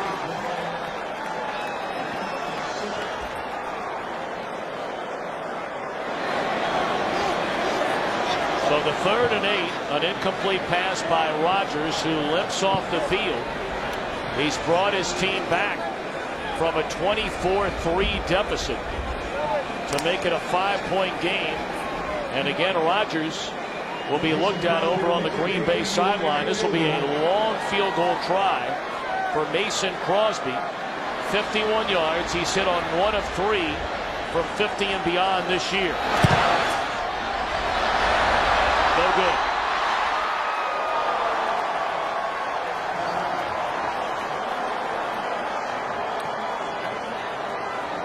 We thought early on this would turn into a blowout. All the anticipation of Brett Favre's return to Green Bay for the first time as a visiting player.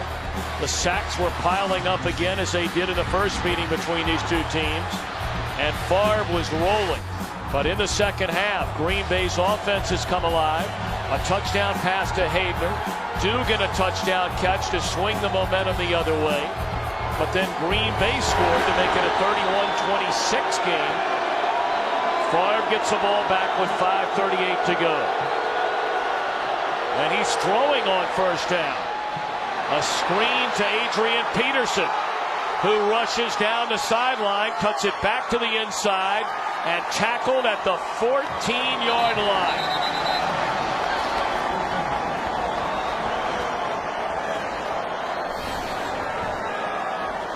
You know, once Adrian Peterson gets to the outside and the offensive line doing such a good job, Steve Hutchinson, the left guard, he's the one who really sealed it all off and kept anybody from being able to get in pursuit of Adrian Peterson until he was well down the field. A 44-yard gain.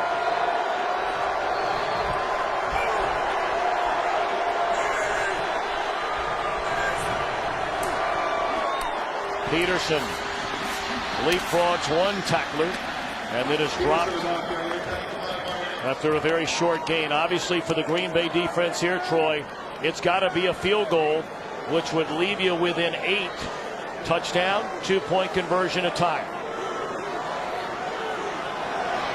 Yeah, because if you look at the clock and you say if this becomes a 2-possession game for Green Bay, I think they're going to just run out of time. So, you know, this is critical for Green Bay to hold them to nothing more than a field goal attempt.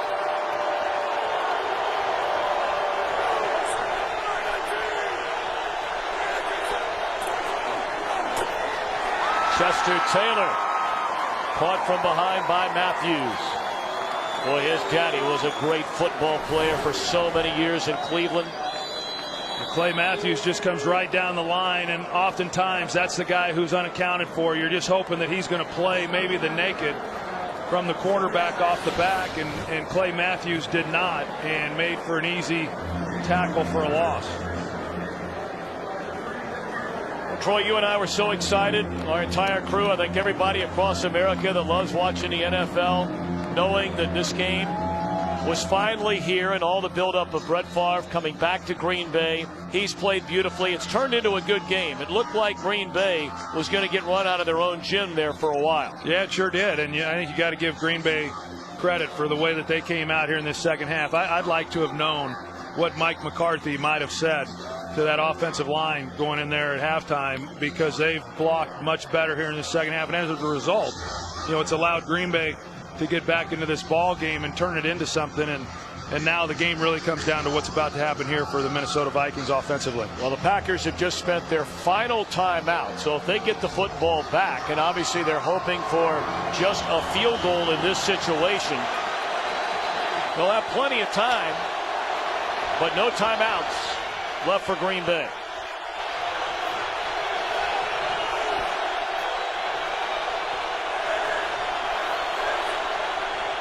Favre, a short drop. Catch is made and close to the end zone. Touchdown, Bernard Berrien.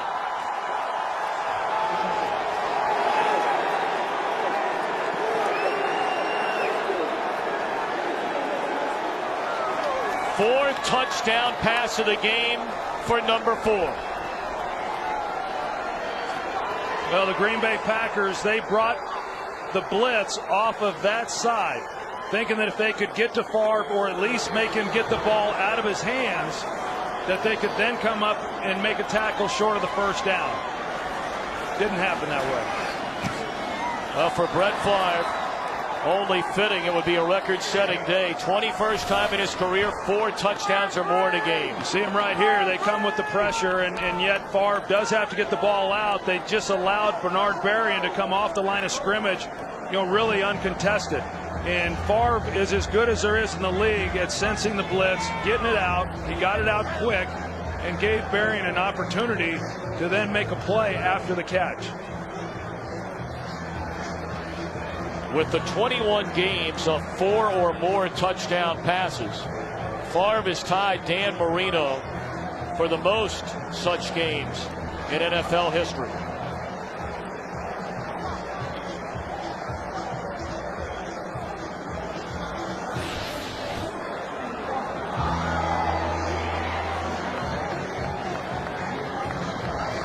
In the first game against his former team, Favre became the first quarterback in NFL history to beat all 32 teams in a career. Threw for 271 yards in that game, 3 touchdowns without a pick. So in 2 games against Green Bay, 7 touchdown passes for Brett Favre.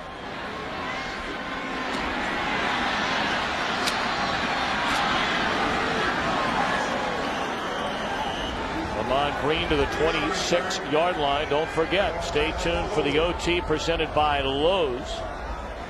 And that will carry you right up to World Series action from Philadelphia, Game 4. The Yankees and the Phils.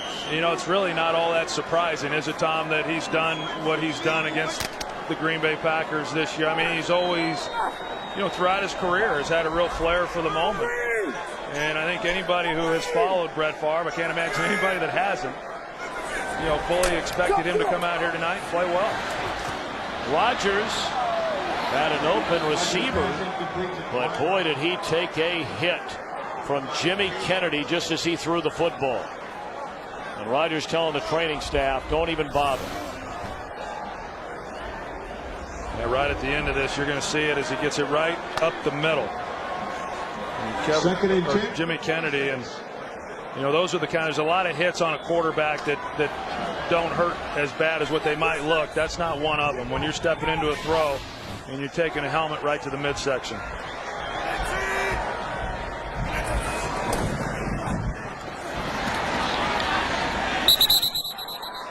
Catch by Donald Driver for a very short game. Third down upcoming, and again, Green Bay out of timeouts. Yeah, and Leslie Frazier, the defensive coordinator, still bringing pressure on Aaron Rodgers. And you know, this game, the first time, a lot of yards picked up by Green Bay in a similar situation when they were down 2 scores, and I don't think Leslie Frazier wants to see that happen again. First down catch made by Lee, steps out of bounds, stopping the clock with 3:10 to go. First down. Ted Thompson, the general manager, executive vice president. And so many have linked Ted Thompson and his relationship, or lack thereof, with Brett Favre leaving Green Bay at the end of the 2007 season. So, you know, Troy, I thought that you were the one who put it best when we were talking about all this a couple of days ago, and how you've always felt like, you know, everything may not turn out perfect, but perhaps if everybody would have sat down, and we're not going to rehash history or blame someone here or blame the organization there, nobody won on that deal. Well, I would just say this. I'm not so sure that Brett Favre ever wanted to come back and play for the Green Bay Packers, and I think that that's a side of it that a lot of people have never taken the time to really consider.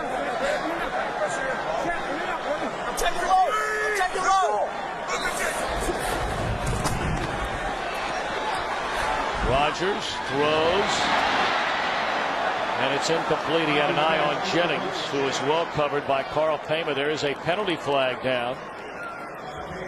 Or no, an injured player down, I'm sorry, and it is Jennings. No flag on the play.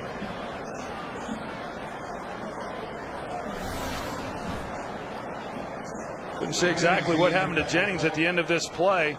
You see, just giving him a shot along the sideline, and comes down, I don't know if it's shoulder or what might have happened there, and Favre given the call.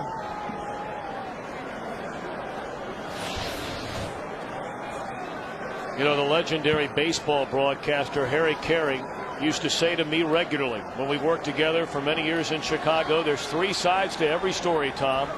Your side, my side, and the truth. And I'm not sure if anyone is ever going to know the entire story, as it appears Jennings is okay, of why Brett Favre was not a Green Bay Packer at the end of 2007. But hopefully a night like tonight is a night where everybody can just move on, because the full circle has now been completed. You see him in a Vikings uniform. He plays the Packers in Minnesota. He comes here and plays the Packers at Lambeau Field. Life will move on. Well, I think that sounds real good. I'm not so sure life just moves on for the Green Bay Packer fans.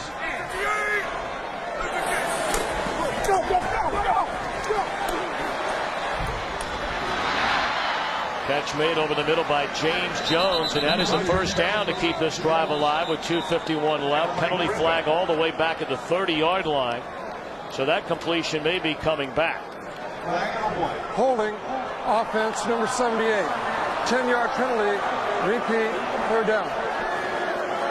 You know, I will go back, though, Tom, and, you know, we talked about it coming into this ball game. I really, this was an important game for everybody, you know, everybody for both teams.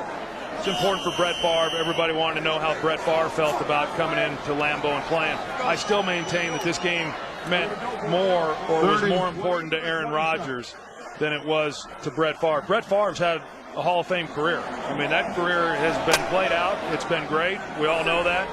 Aaron Rodgers just commenced on his career, and he's trying to build a legacy of his own and prove to a lot of people that he is the franchise.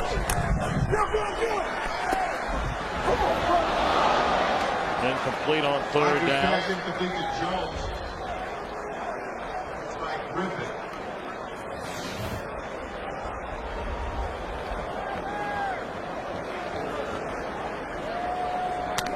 Favre had something to say there to Greg Jennings when he got up to walk off the field that brought a laugh. And, you know, I know that Brett sure thinks a lot of Greg Jennings, and really a lot of these guys with this team.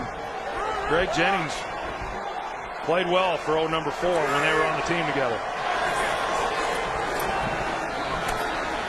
Rodgers on 4th down. lets it fly incomplete, and that ought to do it.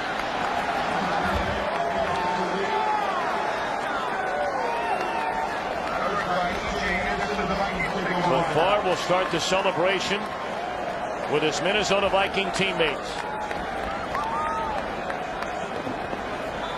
Well, I know when we visited with him the other day, and he, he didn't really want to commit too much as to what this game meant. And I think the big reason was because he was afraid of putting too much of an emphasis on this game. And then if he were to not come out and play well, or the team weren't to play well and they lose, then maybe they put too much into one ball game, and how do you rebound then from that? And as was the case the last time he played against the Packers, I think we'll get a better indication as to what this game meant with his comments following the game.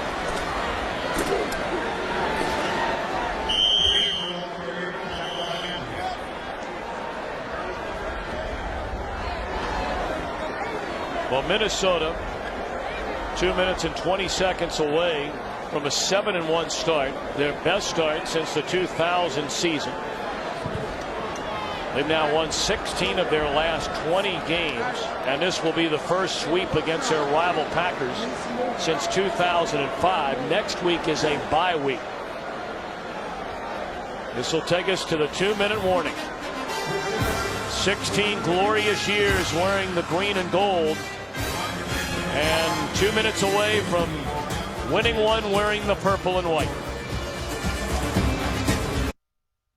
Today's game is sponsored by Sprint. This is the NFL Now, only from Sprint, the Now Network, official wireless service sponsor of the NFL.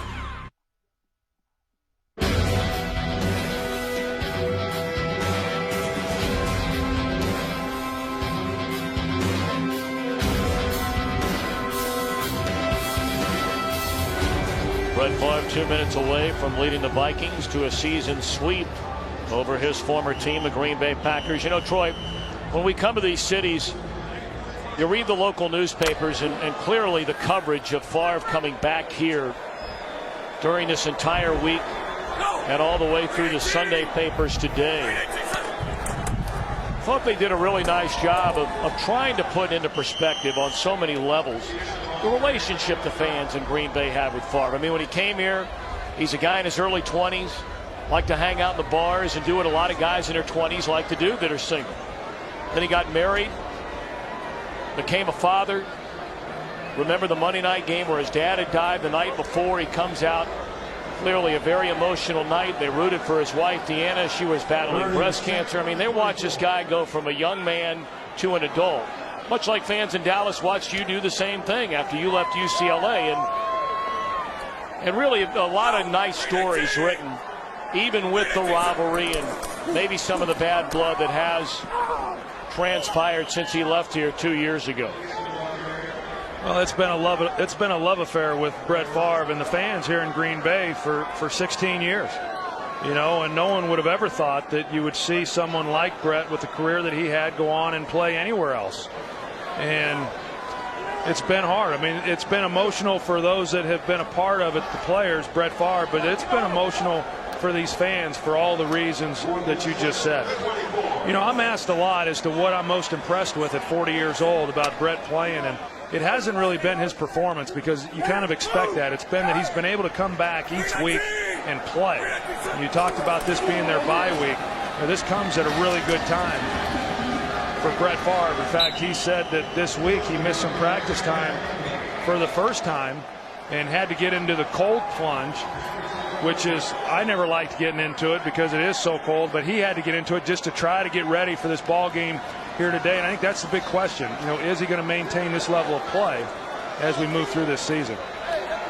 And you look at this Minnesota team, you and I in the last 3 weeks have seen two of the best teams in the NFC, Minnesota and New Orleans.